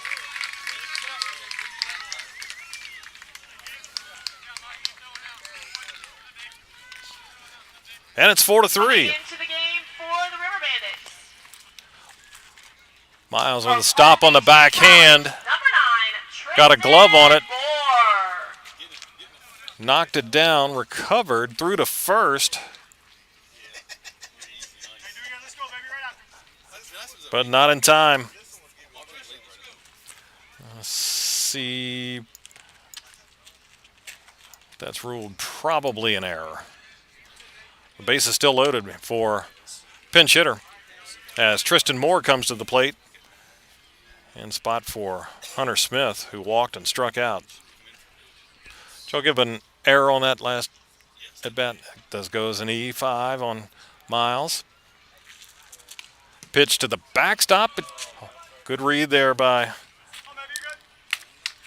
R.J. Stinson. He saw it hit the padding on the backstop come right back to the catcher.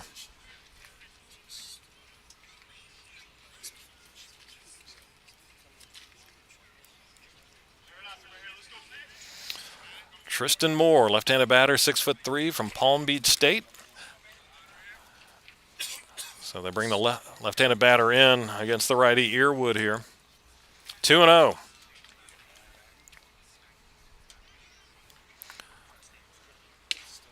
There's a strike. So that's the second error of the inning, and that is 3 for the game and 16 for the season now for Purcellville. 2-1. Ground ball foul at first. 16 errors in 10 games. That ain't getting it done.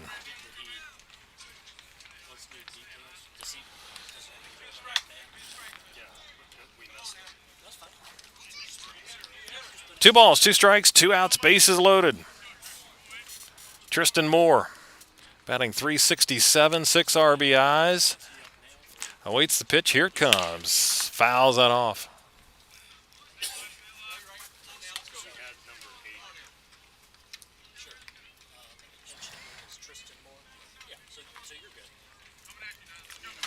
Count holds at 2-2.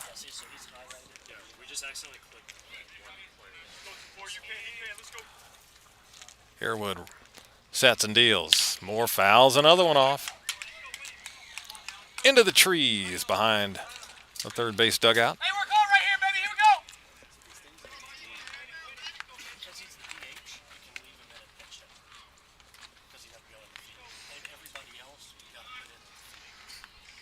go. Again, we'll do 2-2.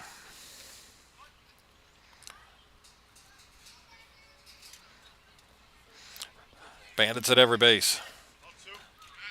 Ready with a 2-2. Here it is. That is hit the other way and into left field for a base hit. 1 run will score, and that's all they'll get, but the game is tied.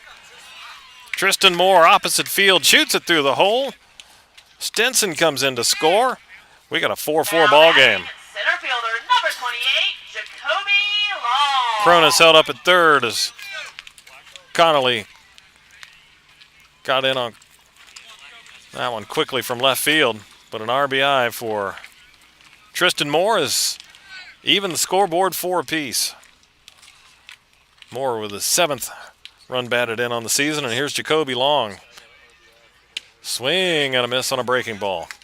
He's 1 for 3, a 2-run single back in the 4th. Good piece of hitting there with 2 strikes by Tristan Moore, just a serve it the other way. Long takes inside. 1-1.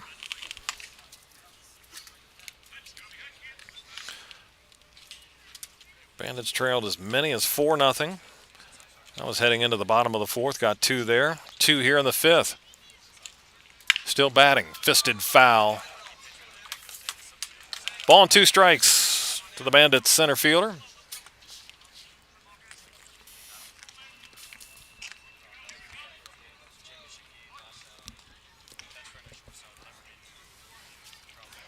One and 2.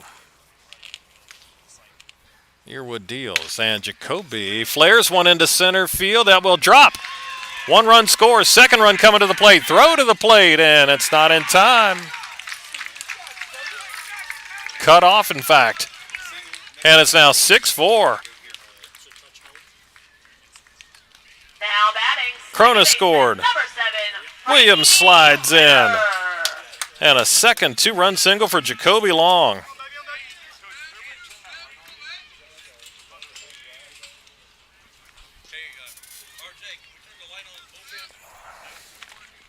So all of a sudden, just like that, it's 6-4 Woodstock. Here's Frankie Ritter, takes the ball. Come, Michael, fill it up, baby. And a couple errors really hurt Purcellville this inning. Now ball 2.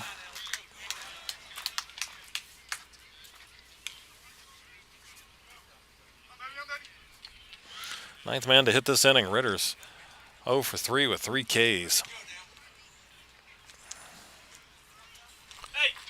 Heading the count though. 2-0. On the ground to short. That takes a high hop and caroms off of Edwards into left field, rounding third, coming to the plate, scoring a run. Runner goes to third. Throw there, not in time, and Frankie Ritter moves on up to second.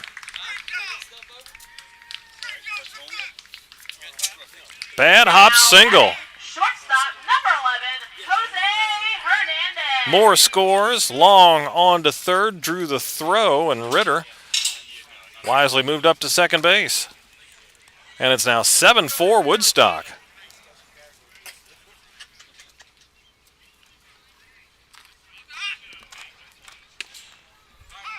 Here's the man who started the inning, Jose Hernandez. He walked.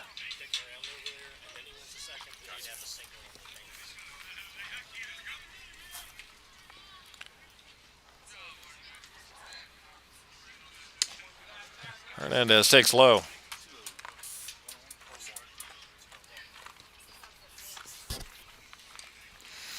So action with 2 outs, an error. And 3 consecutive singles. The last one a bad hop, but the Bandits will take it. That's low and away to Jose Hernandez.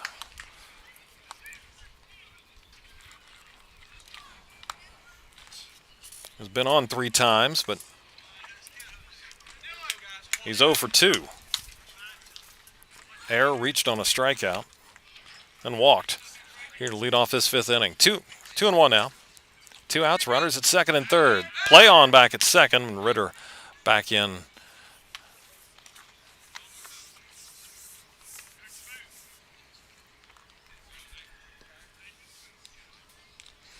It's a 5-run frame, and Woodstock still hitting.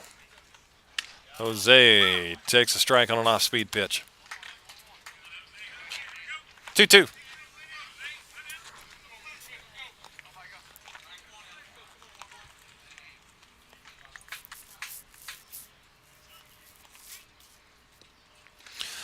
Herwood ready. 2-2 pitch coming. Hernandez fouls it back. Woodstock wearing the orange uniforms tonight. White pants. Numbers are white. Green trim. Green trim on the side of those jerseys. Caps are two-tone. They're white on top of the green bill. 2-2. Swing and a miss. And Hernandez strikes out. The 10 batters come to the plate for Woodstock as they score 5 times and they take the lead 7-4. As we go to the 6th here in Woodstock, Bandits on top of the Cannons.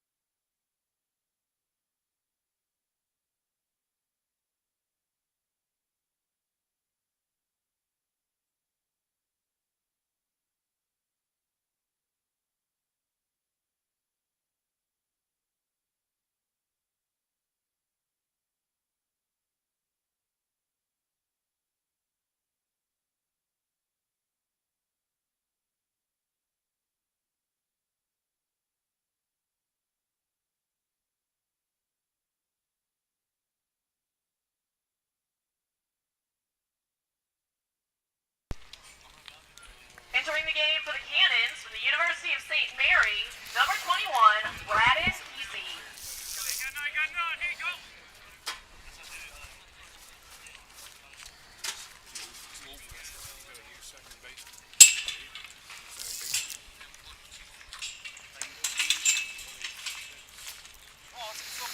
All right, here we go in the sixth inning. Woodstock now on top by a score of 7-4 thanks to a 5-run bottom of the fifth.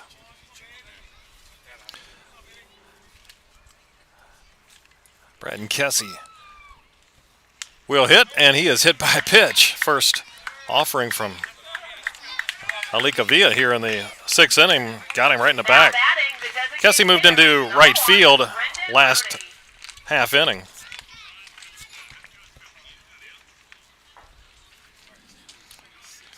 Batting in Eric Wilson's spot, number 8 in the order.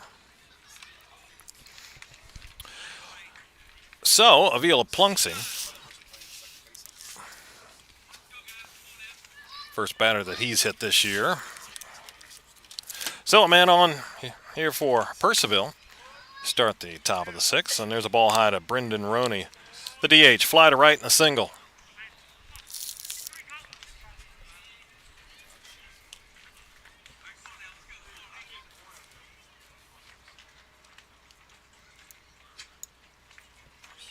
Runner at first goes. Not running on 1-1 this time, running on 1-0, and a foul ball back by Roney. Brendan Roney, VCU.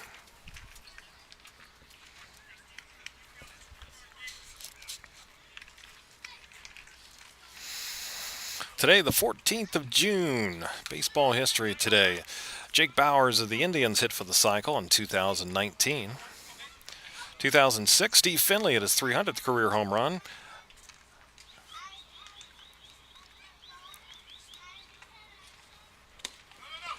Pitch in the dirt. 2-1. Finley became the sixth member of the 300-300 club. He had 300 stolen bases as well. 2005, Ichiro Suzuki of the Mariners. Got 1,000 hits in fewer than 700 games. First to do that since 1900. Good throw at first, but just underneath the tag was Kessie. Vila nearly had him picked. But this year, with 3 umpires, base ump right on top of it. Another throw over, and this time he's back in standing.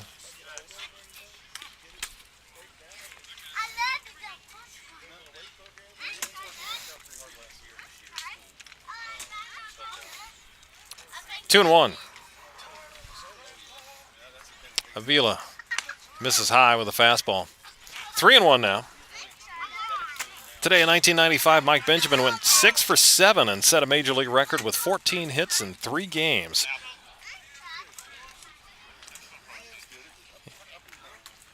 He went 14 for 18 in that stretch for the Giants. He was a 186 hitter in 6 seasons up to that point. 3-1, that is low, ball 4. Not the way to start the 6th inning after going back ahead. Now batting the shortstop, number 2, Luke Edwards. Hit a batter and walked a batter, and the number 9 batter. I'll bring the top of the order, Luke Edwards, and a trip to the mound.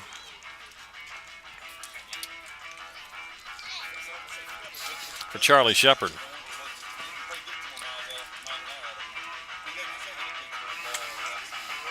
Perhaps a sacrifice situation here for Edwards, who's hit the ball pretty well. Single, ground out to third, and a deep fly to center for a sac fly back in the 4th. More history today. In 1979, Willie McCovey hit home run number 513. That's was the most all time for a left-hander in the National League. Today in 74, Nolan Ryan struck out 19 Red Sox in 13 innings.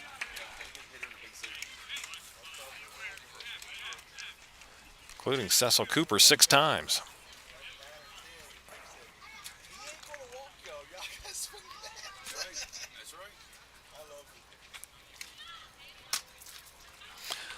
All right, back to action here. Showing bunt and taking a strike.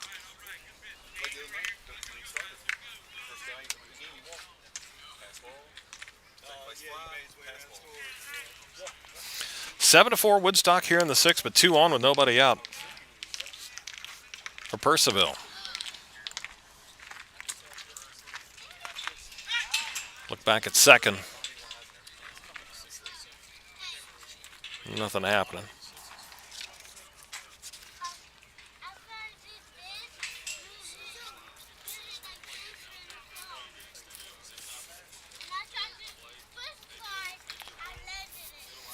One strike.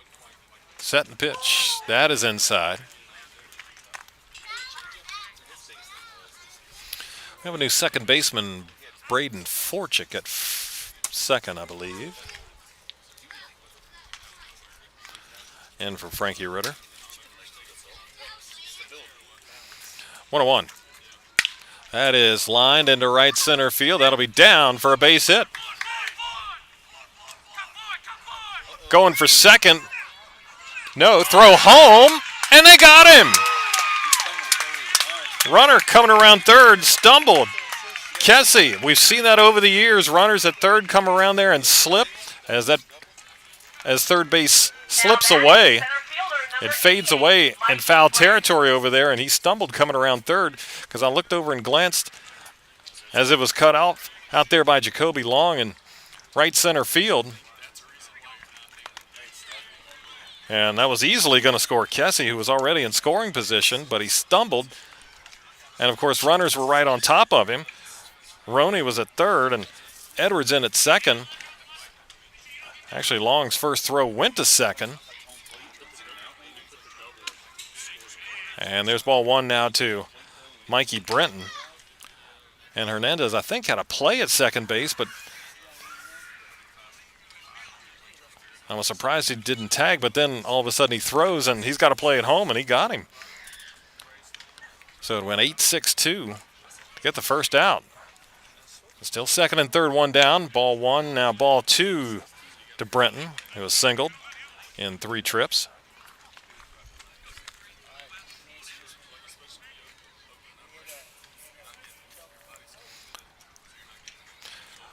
Two and 0.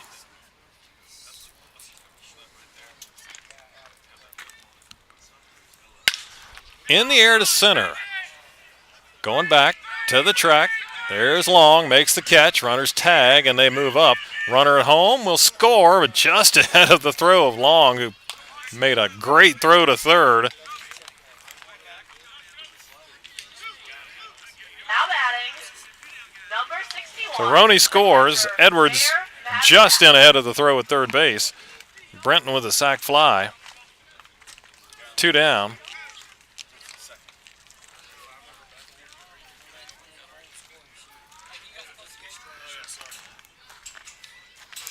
So now 7-5 our score. RBI for Brenton. Now it's Bear Madliak.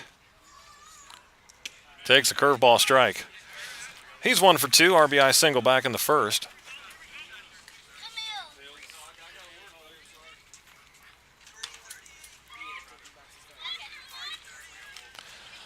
Brenton with RBI number 6. That one bounces in front of the plate to the backstop. Here comes a run. He'll score. On the wild pitch, Luke Edwards comes across, and it's now 7-6 game.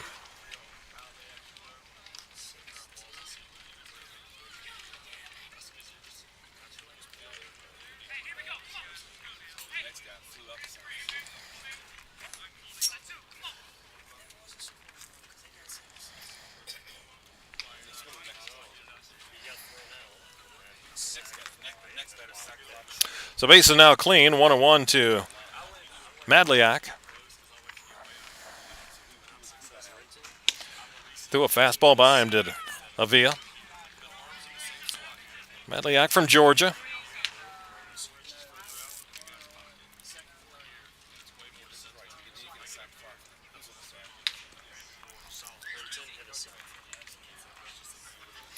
One and two.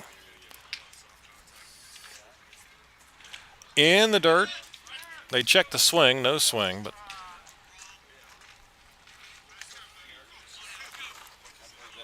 two and two now.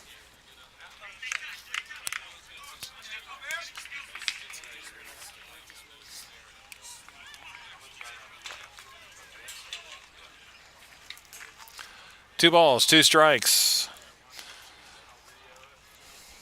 Alika Vila deals. That's a ground ball to the left side and in the hole and into left field. Madliak Foul batting. First baseman number able to find the hole. 77, Keeps the Bear inning going. Horowitz. That's Bear Horowitz. Came in to pinch hit in the 5th inning and a sky-high foul pop up to third.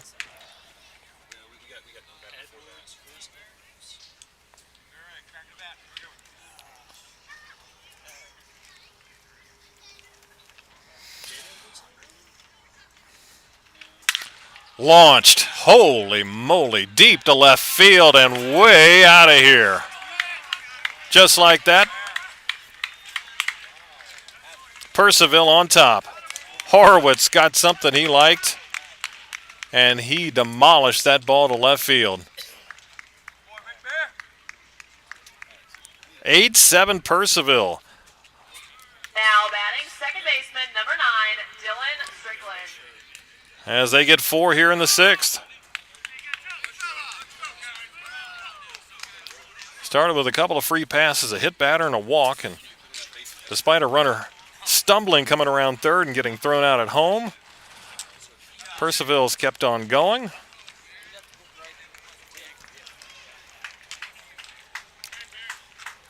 And they have scored 4 in the inning. Foul ball off to the right side from Dylan Strickland. Horowitz just demolished that. His 3rd home run of the season, RBIs 7 and 8.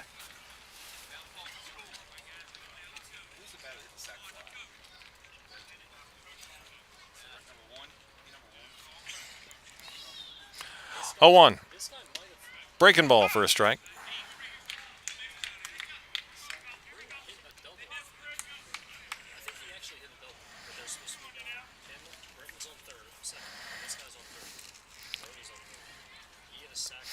Two strikes. Pitch. That bounces in. 1 and 2. Well, runs aplenty here tonight. We're only in the top of the 6th.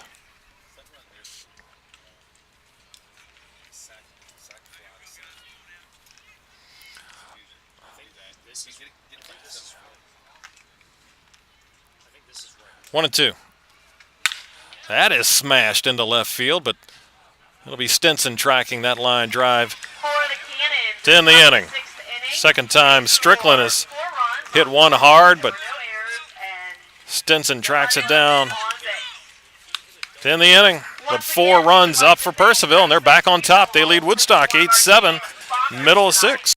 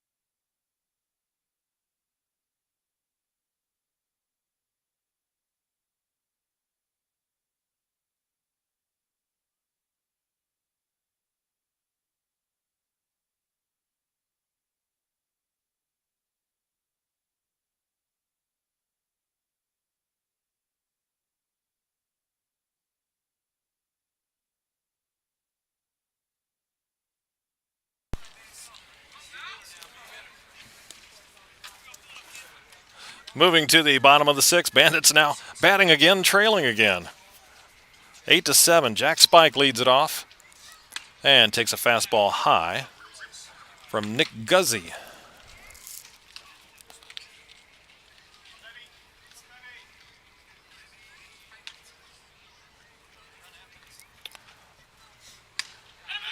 Swing and a miss at a high heater. Spike chased one up and out of the zone. He's 0 for 2 with a walk. Reached on a fielder's choice. Scored a run. Guzzi, 6'4" from St. John's out of Point Pleasant Borough, New Jersey. And misses upstairs. 2-1. Guzzi, no decisions. He's making his fourth appearance, a 7.71 ERA, 4 2/3 of an inning, 4 earned runs, 7 hits, 3 walks, 5 strikeouts. There's a foul ball. Evens the count at 2-2. 8-7 Percival. Cannon scored the first 4 runs. Woodstock came back with the next 7. And Percival puts up 4 in the 6th. They're up by 1, 8-7. Let's see if the Bandits can answer. 2-2. Spike holds off on a breaking ball. Full count.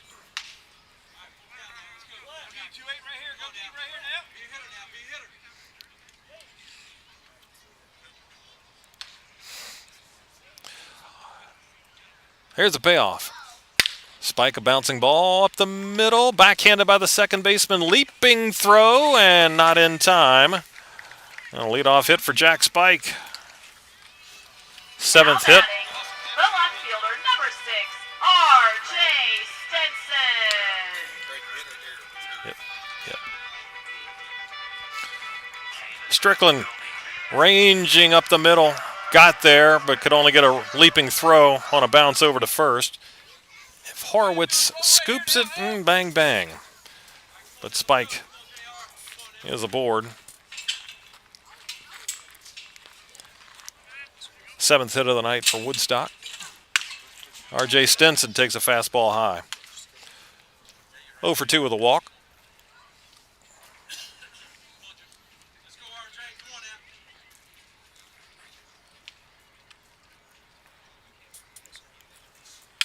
Fouled back. 1-1. R.J. Stenson from William Carey out of Pine Bluff, Arkansas.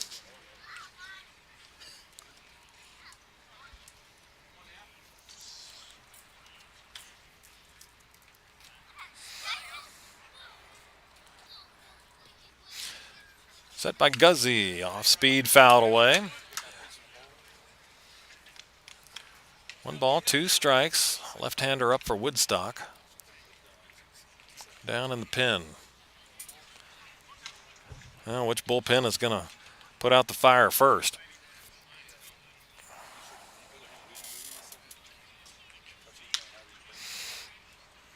One, 2. Chopper toward the middle. That'll be fielded there by the second baseman. Throw to first. And double play. Bang, bang at first. Ooh, I thought Stenson had beaten it, but he's called out. It goes 4-3. Strickland Now batting, the catcher, caught the bouncer almost on the bag. Nate Cronus. That's a 4-3 double play.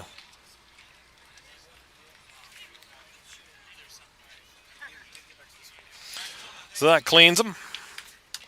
Brings up Nate Cronus. 0 for 3. 3 ground balls.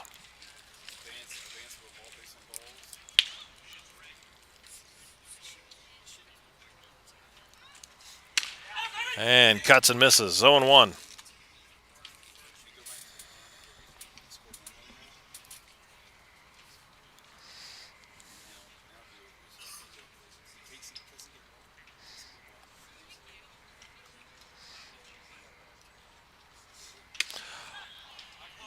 One strike pitch is outside. 1-1. A little more history today. In 1969, Reggie Jackson with the A's got 10 RBIs, 2 home runs, a double, 2 singles. Did it against the Red Sox in Fenway. 1-1. That is lined at third, and it eats up the third baseman. Shortstop recovers to pick it up and get a weak throw over to first, but no chance there as Nate Cronus is aboard. Hit hard, but it caroms off of Miles. Right fielder, number 18, Tomas Sanchez. I think we'll have to go E5 on that one. That'll be the 4th error of the night. Keeps the inning going for the Bandits. Tomas Sanchez.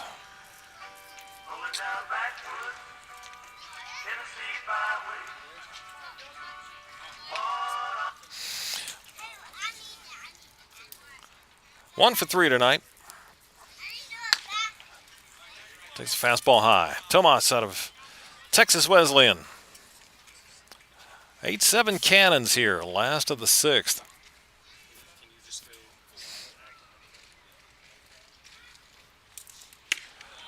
Swing and a miss.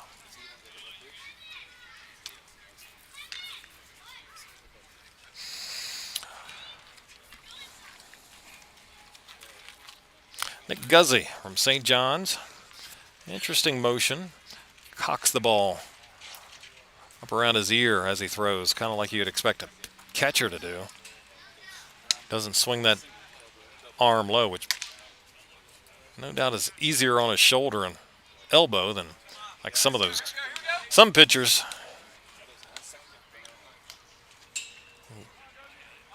Cause themselves all kinds of arm trouble. 2-1 now. Tomas Sanchez.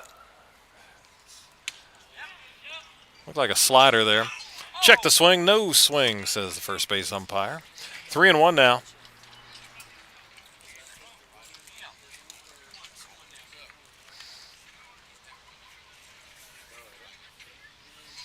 Two outs, man at first.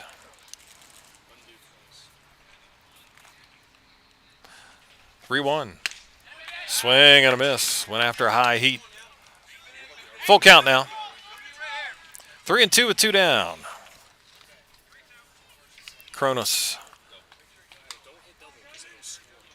will get going here on the delivery. He's off and running, and the pitch is hit hard, deep to left field. Going back. And that is gone. 2-run homer, Tomas Sanchez. Well, they're now saying home run. Nope, they're saying double. That's a problem we've run into at this field a lot. Balls that are ruled to bounce over. Sometimes it's hard to see because the fence is just a wire fence all the way around, and sometimes you can't see whether it bounces over or whether it goes over the yellow line up top. I thought they called home run, or one of the umps I thought called home run at first. Then they put on the brakes and said 2 bases. Percival was reacting like it bounced over. Long look for me, and I'm trying to look around umpires and other players. I did not see whether it looked like it cleared or not. Now they say home run, and Brett Fuller's really upset. He wants umpires to give an explanation, and it's going to be a 2-run home run, and the Bandits take the lead at 9-8.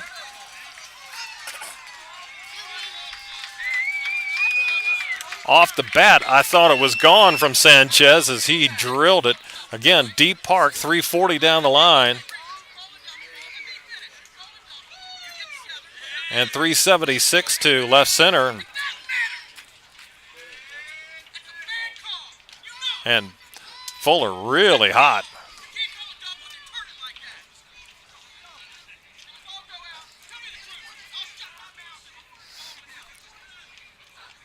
And the continuation, a loud one going on. Apparently it was called a double first and overturned into a home run.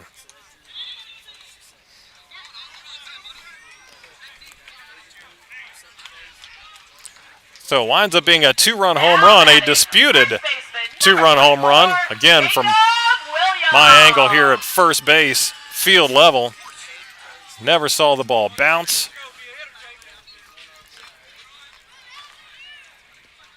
And it's 9-8 in favor of Woodstock. So instead of second and third, It's a 2-run homer, and Woodstock with a lead. Again, we have seen that numerous times over the years where umpires cannot see if the ball clears the fence. It's a long way out there. Like I said, it's a wire fence, so it's you can't see. You can't see the ball if it's bouncing or clearing. And it's now 2-0. To Sanchez. And now ball 3. Or to Jake Williams, I should say. So Sanchez gets the home run. His 3rd of the season, and he now has 9 RBIs. And there's a 4-pitch walk to Jake Williams. The only place you can see the ball bounce over, or if it cleared over, is from alley to alley, from left center to right center, because there is a blue banner across the fence out there, but there is nothing from alleys to the poles. There's a pitch that gets off the catcher, but not far enough. I don't think Jake Williams saw it, and he stays at first base.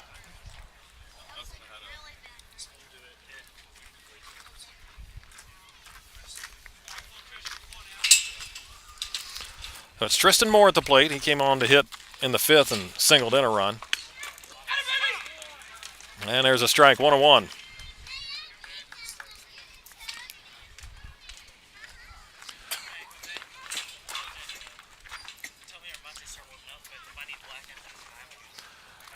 So 1-1. There's a strike. Ball and 2 strikes.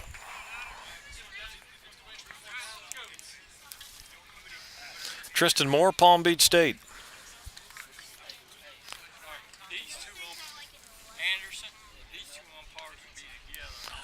Runner goes from first. It's fouled away. So again, the disputed home run.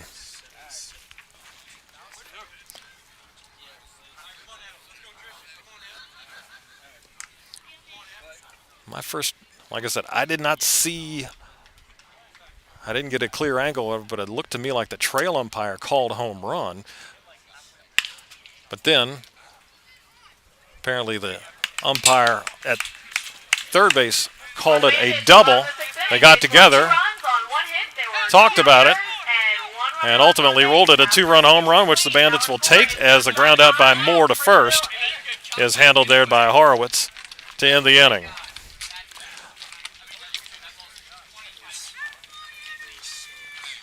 Two runs come in. It's 9-8. Woodstock as we go to the 7th.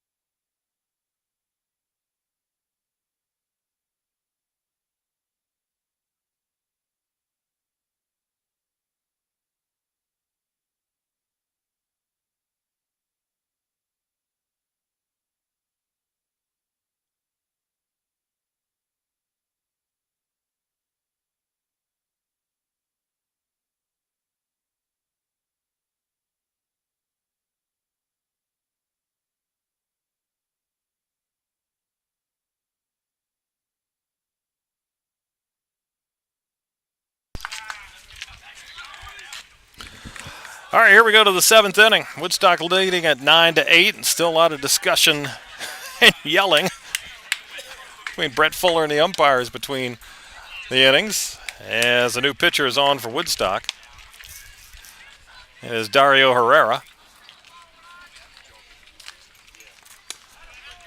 Low for ball 1 and low for ball 2.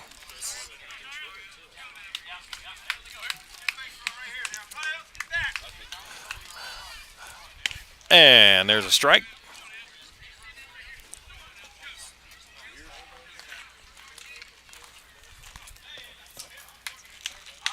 We've got a pinch hitter, and I can't identify him yet.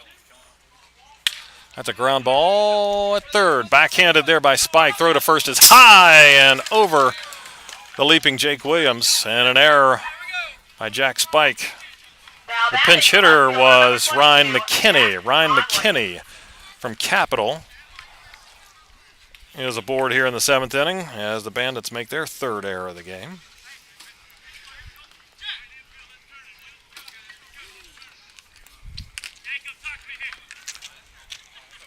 Now Jake Connolly. 2 walks and a strikeout looking.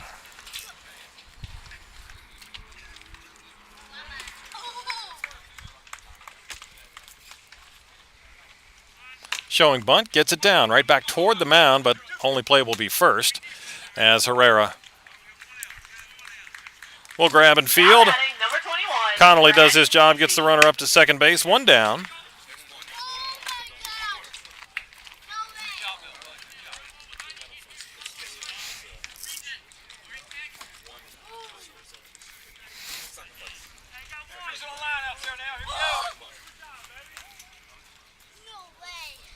So here's Kesian now to hit. Hit by a pitch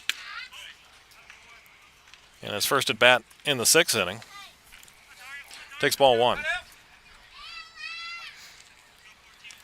Hit by a pitch and then stumbled coming around third on a double by Luke Edwards and was pegged at the plate. Strike of the knees. Kesey from St. Mary's out of Monahans, Texas.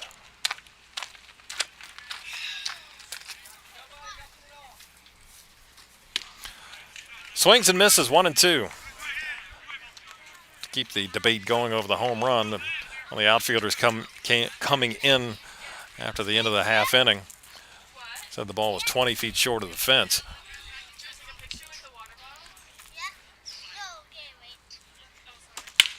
Here's a chopper to first. Good play by Williams toward the line. He'll go to the bag, take it himself for out number 2. Moving up to third is Now batting, number 1, Ryan McKinney.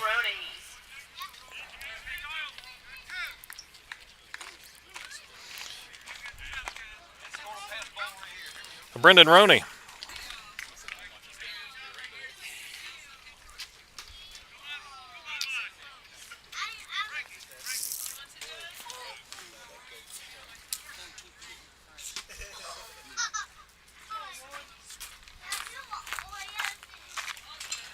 Two down.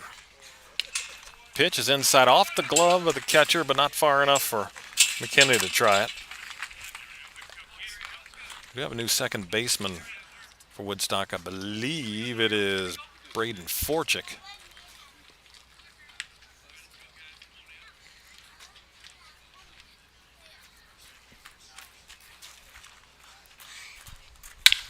That is hit to center. On the run, Jacoby Long makes the catch 2 steps from the fence. For the Cannons in the top of the 7th inning.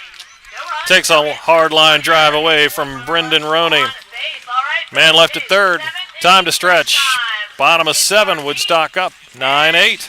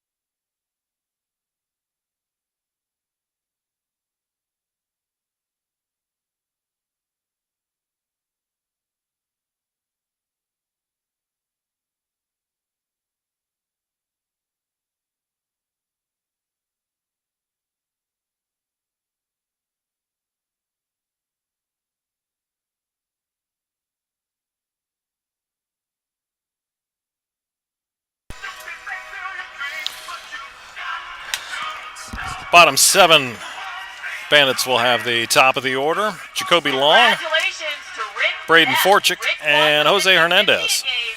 $70 of it back New to the pitcher for Bandits. Thank Percival. you, Rick. And leading And off it will be for Dane the Black. Woodstock River Bandits, center fielder, number 28, Jacoby Long. 6'3" right-hander from Nova Southeastern. He's out of Key West, Florida.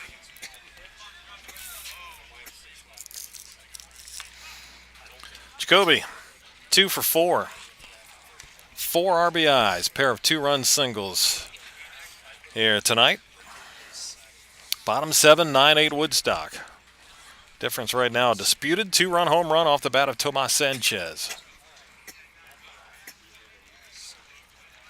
Apparently originally called a double. But the first umpire sign I saw was a home run call. But apparently called a double by another umpire. They got together and ruled it a 2-run homer, much to the chagrin of Brett Fuller and the Percival Cannons. There's a bouncing ball up the middle. That will be scooped up by the second baseman, and a bang-bang play. Strickland throws and gets the speedy Jacoby Long by a whisker for out number 1. Now in the game for the River Bandits from Florida Southwestern State, number 26. So here's Braden Forchick. Braden Forchick.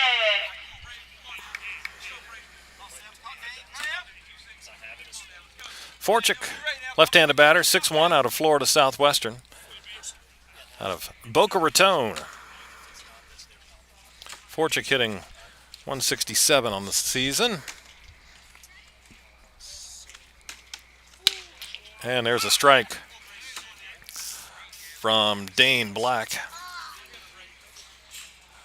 Black making a second appearance. 2 1/3 innings now, 1 hit, 2 runs, 1 earned. He's walked 2 and struck out 4.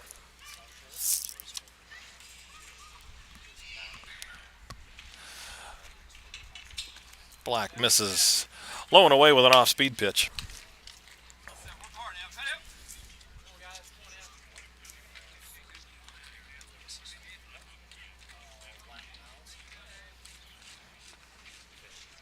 One on 1 to Forchick. Swing and a miss. Couldn't get the heater. Now 1 and 2.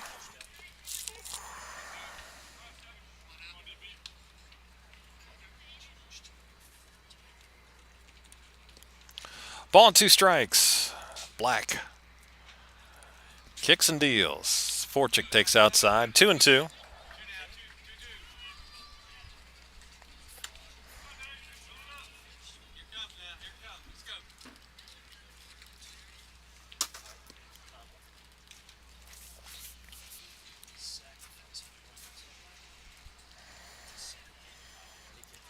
Two balls, 2 strikes. That's down and away. Now 3 and 2.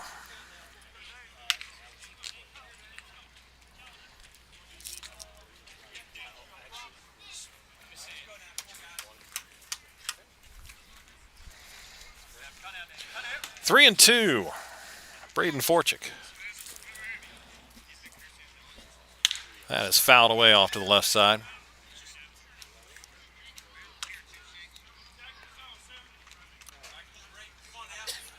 Again, full count.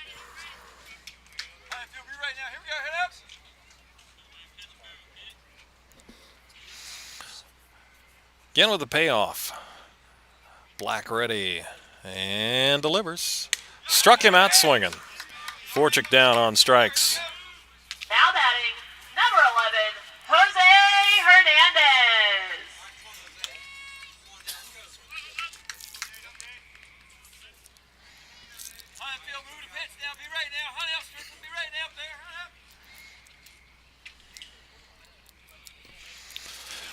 Two gone. Here's Jose Hernandez. 0 for 3 tonight with a walk. And a late swing. 0-1. More history today. 1965, Reds Jim Maloney no-hit the Mets for 10 innings and tied a National League record with 18 strikeouts in an extra inning game, but he lost it on a home run in the 11th by Johnny Lewis. Off speed misses low, 1-1. Speaking of extra inning strikeouts, we've had a lot of those today. Warren Spahn with the Braves.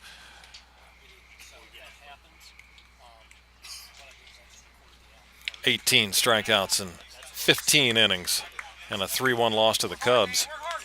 Foul ball back 1-2. Spahn's home run was the only Braves run of the day.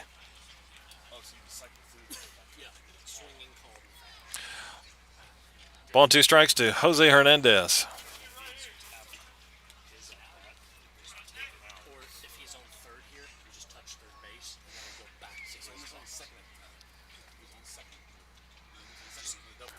One, two. And that bounces in. 2 balls, 2 strikes. Today in 1876, George Hall of the A's became the first major leaguer to hit for the cycle.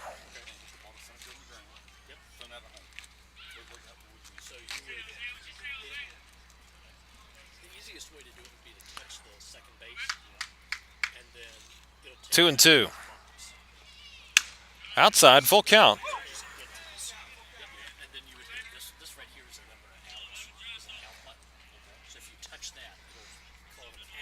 3-2.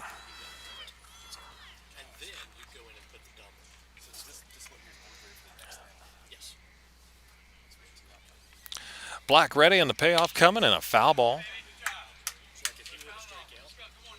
Hernandez battles with 2 outs, nobody on here in the 7th. Woodstock up 9-8.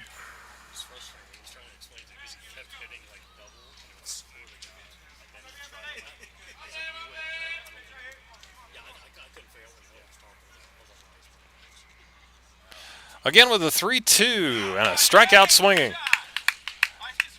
And the Bandits go quietly for the first time tonight. They go in order. I think that's the first time anybody's gone in order tonight. Nope. Percival went 3 up, 3 down in the 2nd. We go to the 8th inning. 9-8 Woodstock.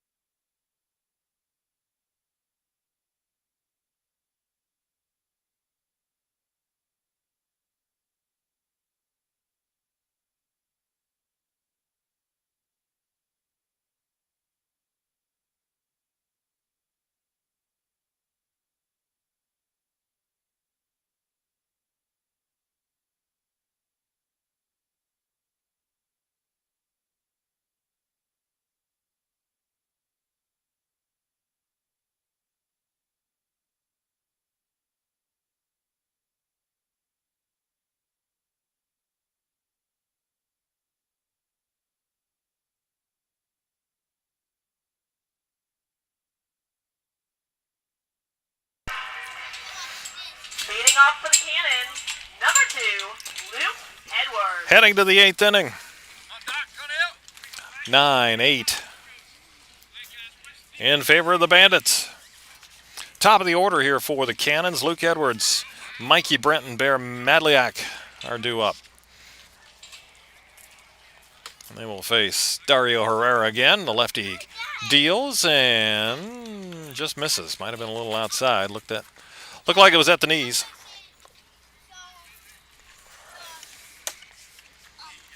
Edwards, 2 for 3. Pops this one up. Back of the right side, and Forchik out on the grass. Grabs it. Now batting, number 88, Mikey Brent. We're out number 1 here in the 8th.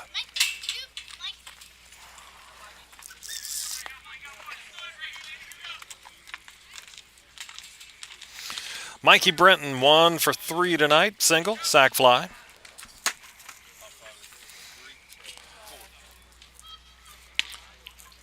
And there's ball 1.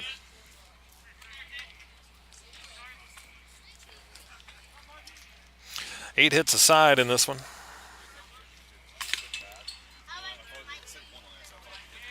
There's ball 2.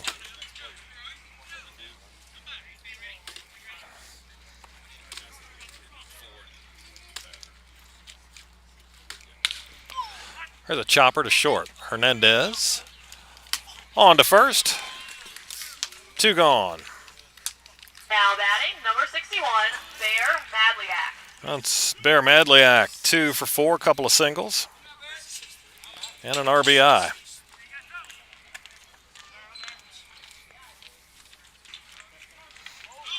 Look out.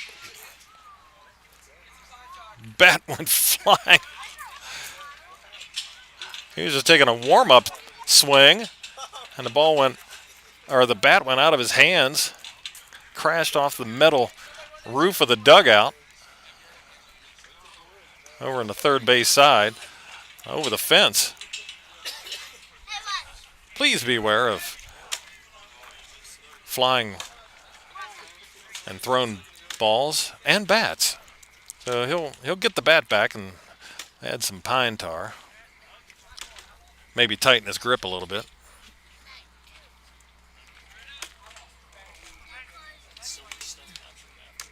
Madliak out of Georgia. I don't think I've ever seen a guy lose a bat on a warm-up swing. All right. Herrera deals, misses outside.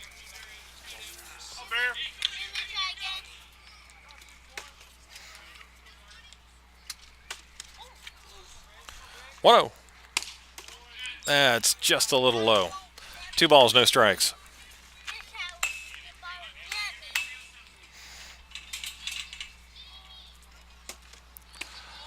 That's low. 3-0 now.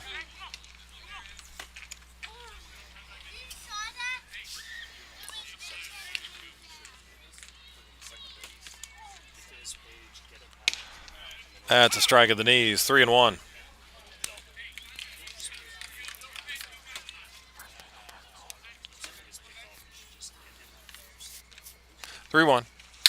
That is lined into center field, coming in and making the grab is Jacoby Long. It's been an eventful night for him. He's been all over the place out there in center. And snags that one. A liner off the bat of Madliak. Middle of 8, Woodstock 9, Percival 2.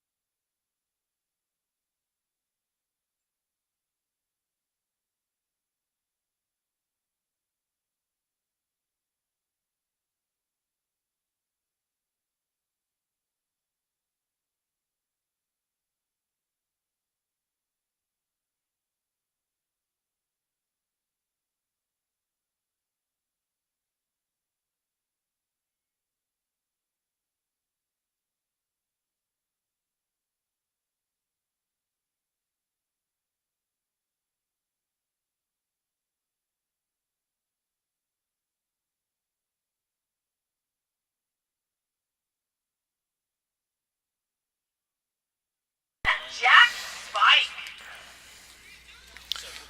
To the 8th inning now. Bandits with a 1-run lead, 9-8. They hit for what they hope will be the last time tonight. Trying to get some insurance. 4, 5, and 6. Jack Spike, R.J. Stinson, Nate Cronus due to hit. And back to work is Dane Black.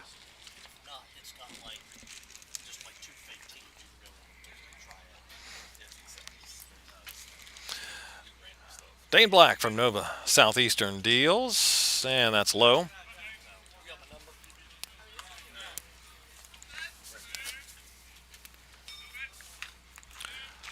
Jack Spike from Winthrop. He's 1 for 3.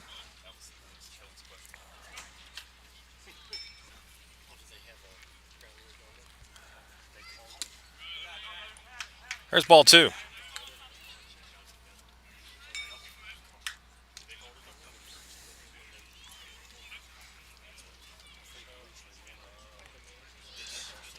Two and 0. Swing and a miss. Challenged him with a fastball, and Spike didn't get it.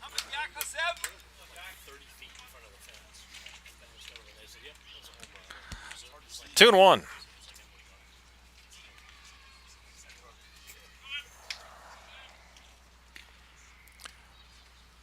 That's a broken bat, shattered bat, roller up the middle. Shortstop Edwards plays it on to first. And there's one gone here in the Woodstock 8th. Now batting, number 6, R.J. Stenson. Well, it's R.J. Stenson. 0 for 3. Does have a walk and a run scored. Official scorers have 9 hits for Woodstock. They gave Nate Cronus a single on what I ruled an error, so that's going to be... That was right before the disputed home run by Tomas Sanchez.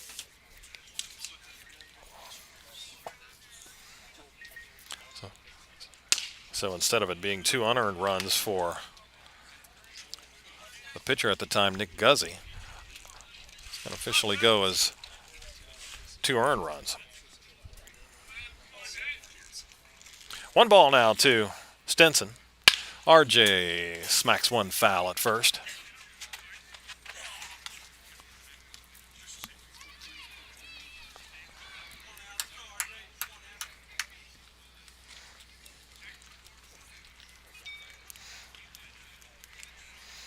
Ball and a strike.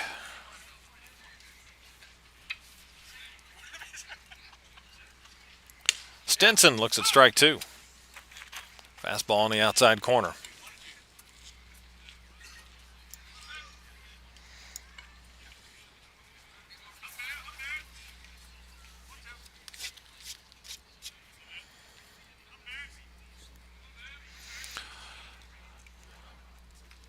Ball and 2 strikes. Black deals, and there's a fly ball down the right field line. That's fading foul.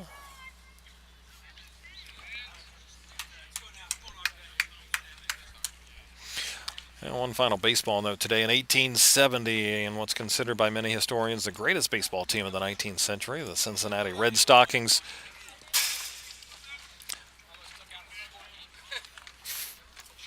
the first all-professional team, saw their winning streak stopped at 89 in a wild 11-inning battle with the Atlantic of Brooklyn team. 8-7 was the final.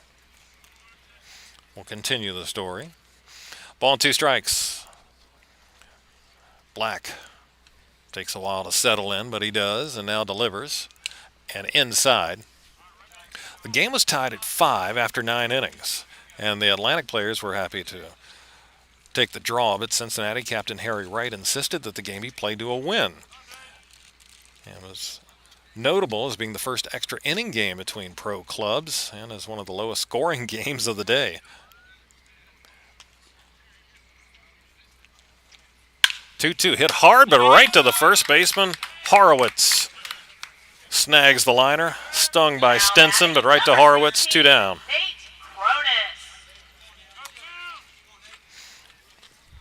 And interesting, as was the practice of the day, the Atlantic continued to bat after having scored the game-winning run to clinch the game, but they didn't score any more after that.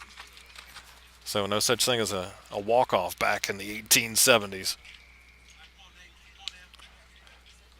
Nate Cronus steps in now.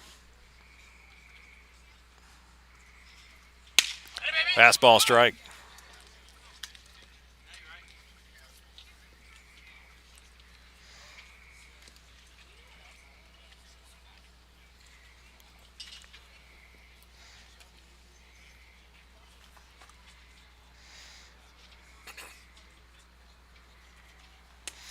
That's low, 1-1. Cronus officially 1 for 4.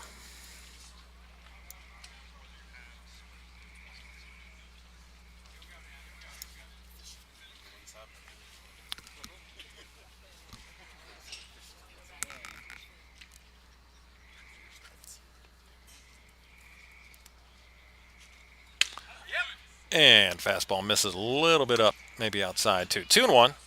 2 down for Percival in the ninth. They'll have 4, 5, and 6. Bear Horowitz, Dylan Strickland, and Ryan McKinney, who's now at third.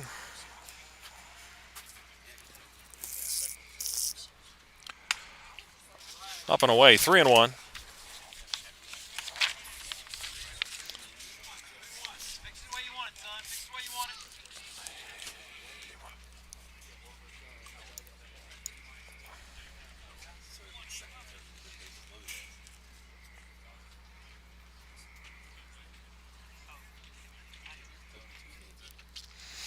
Three-one. Pitch. That is at the knees for a strike. Cronus had just dropped the bat to take his shin guard off, but will pick up the lumber and dig back in and get ready for a 3-2 pitch.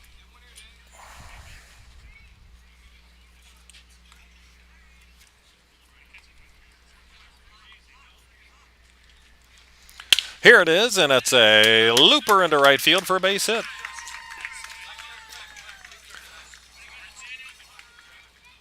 Soft liner to right field the opposite way for Cronus. Keeps the inning going. His second hit of the night.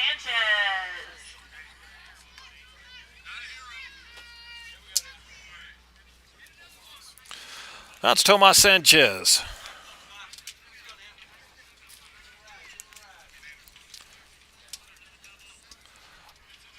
The disputed at bat in the sixth inning.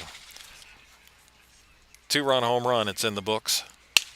Percival will argue it was a ground rule double.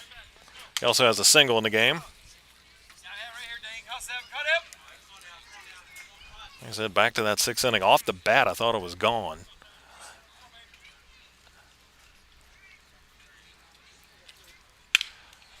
Hacks and fouls that one back. 1-1.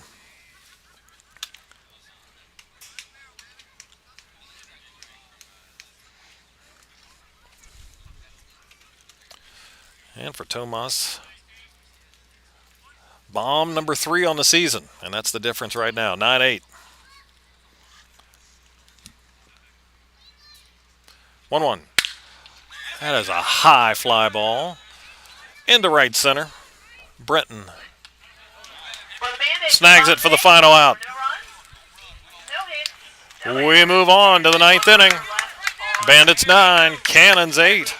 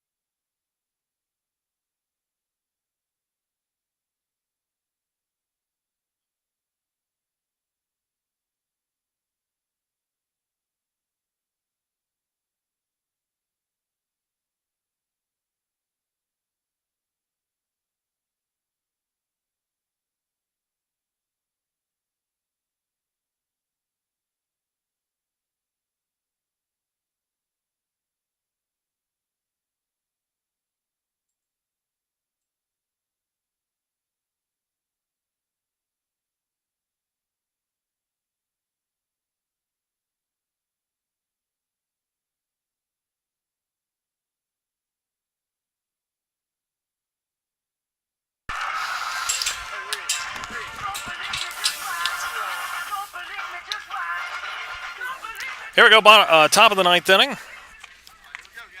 And Bear Horowitz will lead it off. Number 77, Bear Horowitz. Popped to third when he pinch hit in the fifth, and then in the sixth, A 2-run bomb.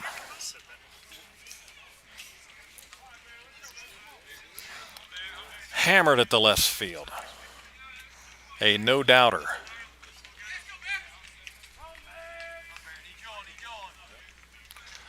And take strike one from Dario Herrera.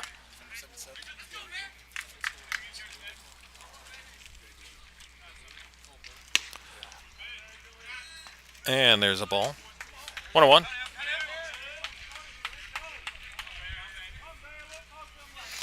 Third inning of work for Herrera. And something soft catches the outside corner. 1-2.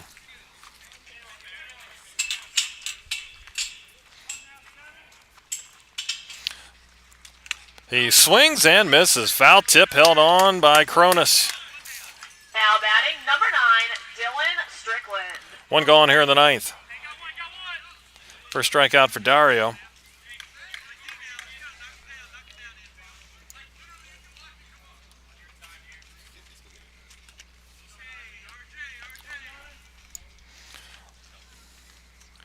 Dylan Strickland takes a strike.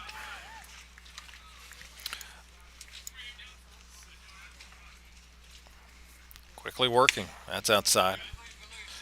Strickland 1 for 3. Strasburg wins tonight 11-3 over Front Royal. Winchester beat Newmarket 6-4. That's outside. 2-1. Waynesboro has made it a doubleheader sweep of Covington 7-1 and 12-2. Harrisonburg well up on Stanton 11-2. Now outside 3-1 as the Bandits lead at 9-8 here in the ninth.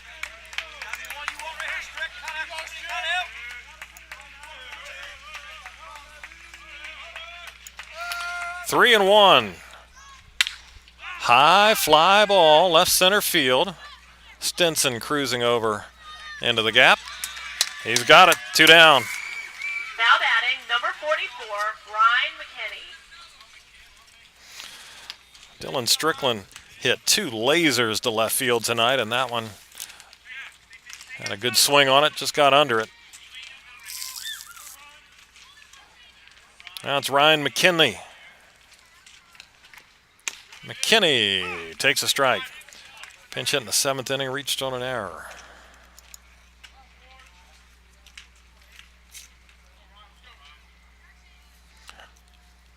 Oh, 1 on the ground, fair to first base and into right field. Looked like he cued it Now batting off the end of the bat the other way, but it stayed inside the bag.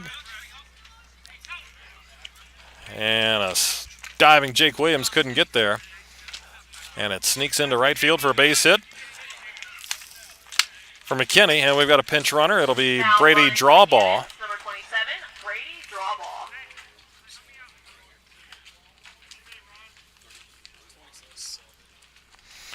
So a 2-out hit. Keeps things alive for Percival. Here's Jack Connolly, the left fielder. He is 0 for 1, 2 walks and a sac bunt. And breaking ball outside. Lefty-lefty matchup here. Herrera against Connolly.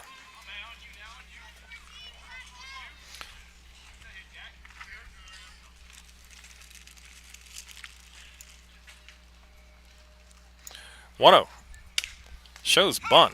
Takes a strike.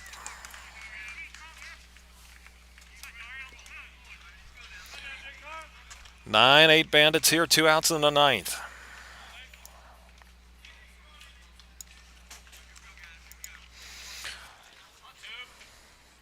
One.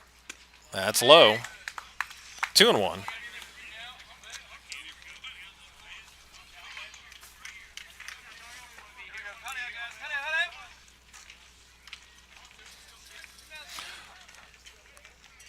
Two and one. Herrera deals. That's low and away. 3-1 now. 3-1, 2 outs. Draw ball. The pinch runner at first out of Mount St. Mary's. 3-1. Pitch is right down the middle. Full count. Draw ball will get started. Jack Connolly will get ready for a 3-2 pitch. Jake Williams will move back and play deep at first.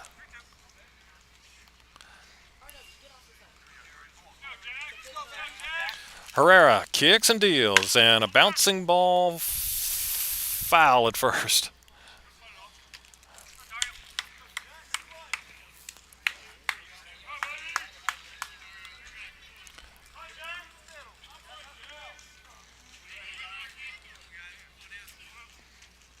We'll do 3-2 again. Herrera ready and delivers, and that is high and tight, ball 4. 2 on. Now batting, number 21, Braden Kesey.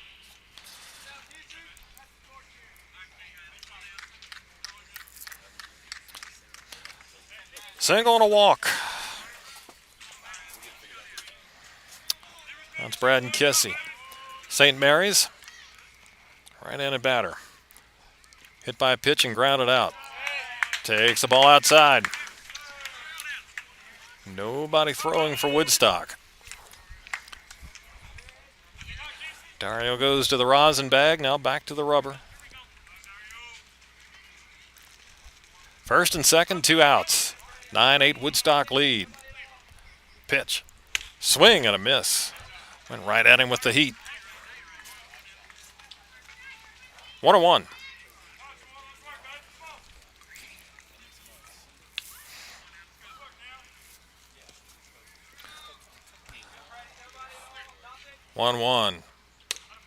Down and in, 2-1. Mentioned earlier, these two teams played Friday in 1 hour and 58 minutes. We are over 3 hours tonight. 2-1. Hit hard and into right field for a base hit. Rounding third is draw ball. He's coming to the plate. He will score. And we got a tie game.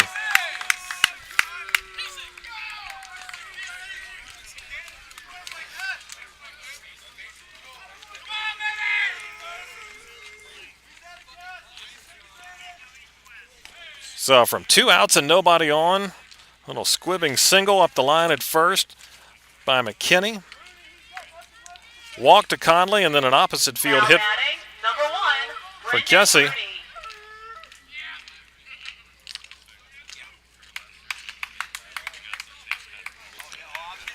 And it's a 9-9 game. Conley moved up to third, so men at the corner with 2 down. Here's Brendan Roney, the DH. 1 for 3.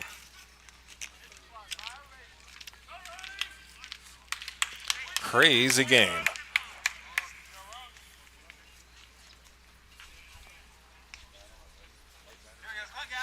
Nine in the ninth. And pitches upstairs.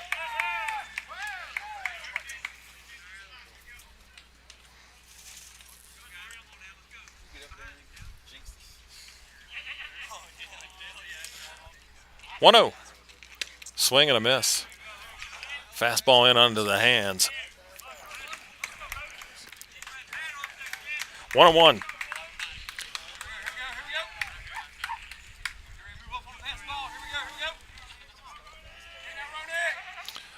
Runner at first goes on the 1-1. Pitches a ball. Throw down is offline.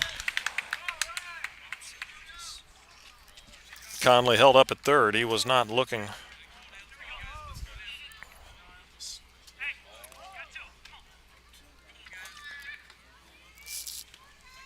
Connolly was not looking to go home from third, but Kessie makes it to second on the steal.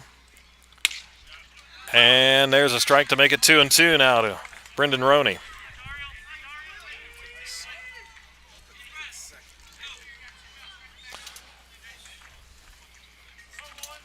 Two balls, 2 strikes, 2 outs, 2 in scoring position. Herrera fires, and that's outside, full count.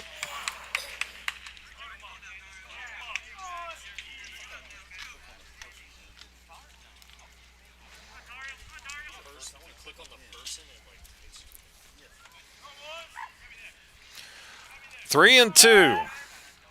Pitch on the ground to second. Forchick fields, throws, and that's the inning. But Percival ties it up. They score 1 run on Bandits there were no errors. need 1 to win it as we go to the bottom of the ninth.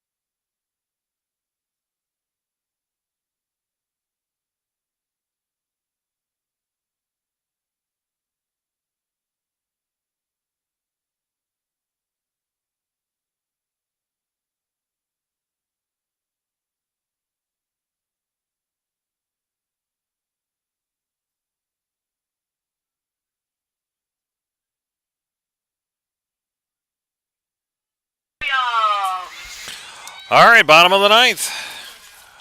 We got a 9-9 game. 8-9-1. Jake Williams, Tristan Moore, Jacoby Long due up for the Bandits, and a new pitcher in for Percival. It's Andrew Washington, 6'1" right-hander from Seminole State. He's out of Sharpsburg, Georgia. And fastball is down and in. Washington 0-1 with a save. 4th appearance. 3 innings, 3 hits, 3 earned runs. He's walked 6 and struck out 7.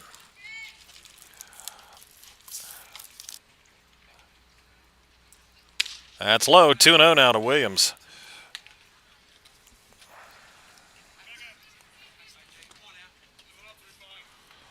One for 3. Double. Couple of runs scored. He's walked.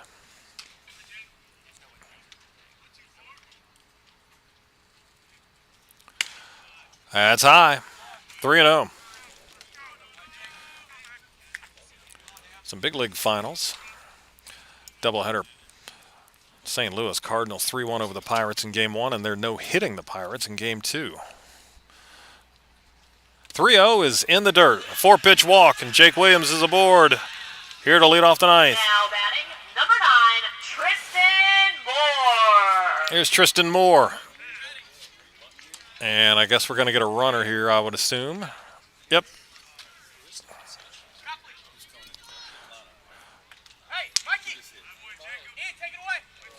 Williams taken down, and it will be Ty Johnson. Number 5, Ty Johnson.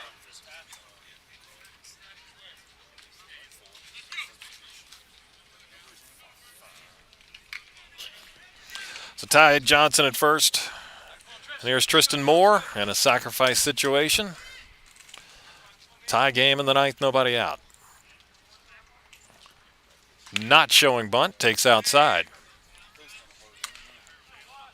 I think you got to make Washington throw a strike. Throwing 5 bad ones.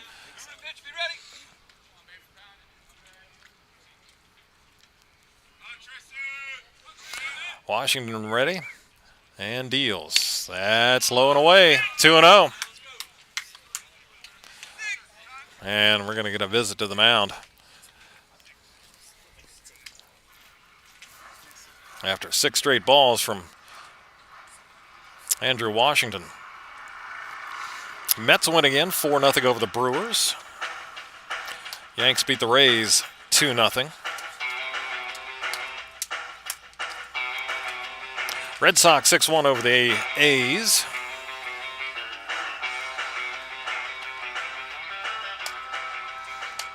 Mentioned that the Cardinals were no-hitting the Pirates. It's 9-1, so the Pirates got a run without a hit.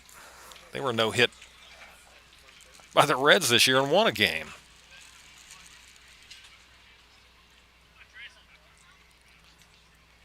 (2-0) throw to first, and Johnson back in. Ty Johnson from Shawan. Nationals trailing the Braves, bottom 9, 10-4.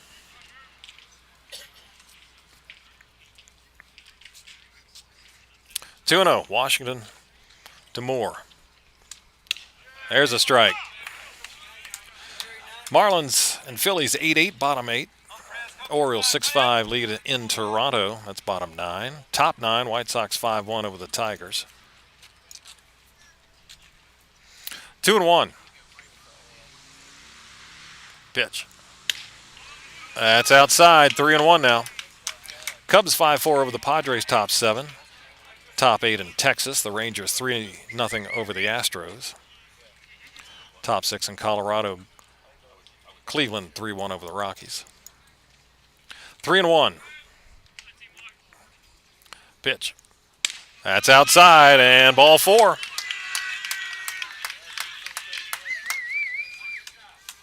Back-to-back walks. Johnson Now batting, number down to 20, second. Jacoby Moore at first. Long. Of course, he means nothing. That's Jacoby Long now. Jacoby, 2 for 5, 4 RBIs. Back-to-back 2-run singles in the 4th and 5th inning. The corner is in at third. First baseman playing back. If he pushes it to first, he can beat it out with his speed. Here's the pitch, but he's swinging away. A little fister towards short. He go to second, and out is the call there. Close one, Now batting, but they get an out. McKinney, the third baseman, got to it. Went to Strickland. But it's first and third as Johnson 90 feet away. So it's 5-4 to get Moore. But 1 out, Jacoby Long on the fielder's choice. And a chance for Braden Forchick to win it. Infield comes in. Outfield comes in. 1 out. Washington deals to Forchick and a fastball strike.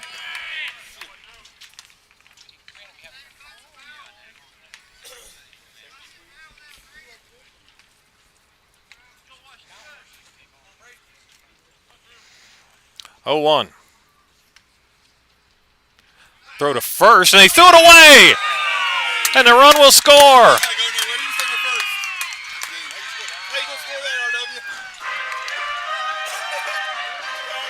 Oh, just some miscommunication there. Washington throwing to first, and I think he looked over and saw that Horowitz wasn't on the bag. He was in the grass in front of the bag. And I think as soon as he saw it, he tried to hold on to it or just was distracted or tried to guide it to him, and he threw it right into the turf. And down the right field line. What a way to end the game. What a crazy game it was indeed. So it'll be E1. And the Bandits win it 10-9 on a throwing error.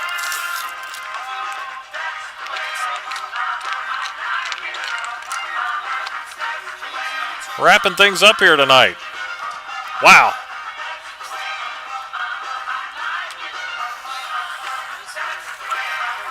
So you don't think that the play is on there, especially with the first baseman not holding him on. I think maybe Washington perhaps hoping that Jacoby Long may not have been paying attention and probably assuming that he was going to take off to stay out of the double play. But he turned to first, and I'm sure he looked up to the base and doesn't see his first baseman there. And if he stops or alters his throw in any way, it's going to be a balk.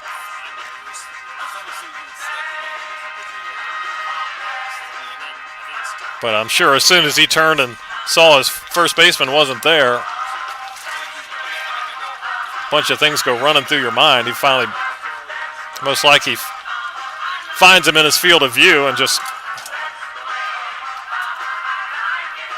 tries to guide it to him, and instead just threw it right into the grass. And cruising on home with a game-winning run was Ty Johnson. Nutty game. We had controversy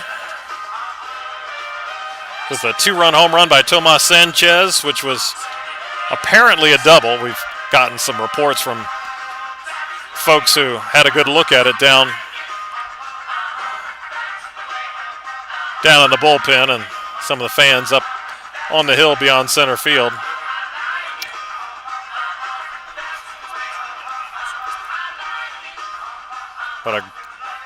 But what seemed like a ground rule double ruled a two-run home run. That put Woodstock up in the sixth inning, but it all started. Percival got the first 4 runs of the game. Woodstock scored the next 7. Cannons get 4 in the top of the 6th to go up 8-7. Woodstock comes back with that, again, the disputed 2-run home run in the bottom of the 6th inning. Then nothing until the 9th. 2 outs, nobody on. Percival rallied, got a single, a walk, and then an RBI single by Braden Kessie. That tied it up at 9, and then the errant throw to finish up the game here tonight, as Woodstock improves now to 6-4 on the year, and Percival 3-7 on the campaign. And errors coming back to hurt Percival again. They made 5 tonight, so that gives them 18 on the season. 10 runs on 10 hits for Woodstock, 3 errors, and they left 10, 11 men on base. Percival 9 runs, 10 hits, and those 5 errors, they stranded 9. Washington takes the loss for Percival, and it'll be Herrera who gets the win. 3 innings in relief. Leading hitters for Woodstock, Jacoby Long, 2 singles with 4 RBIs. And 2 hits for Nate Cronus, 2 for Tomas Sanchez, including a 2-run homer. Meanwhile, for Percival tonight, double and a single for Luke Edwards. 2 hits for Bear Madliak. 2-run homer for Bear Horowitz. And those were it for the multiple hitters tonight for Percival.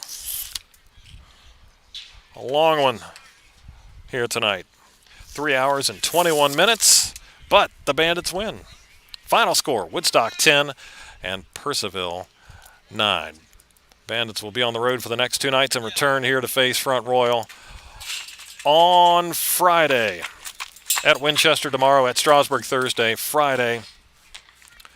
And they will be back home against the Cardinals of Front Royal, and we'll have that one for you starting at 7 o'clock here at Falcon Field. Once again, the final score, Woodstock 10, Front Royal 9, and I'm Craig Orndorff signing off for the 2022 Woodstock River Bandits.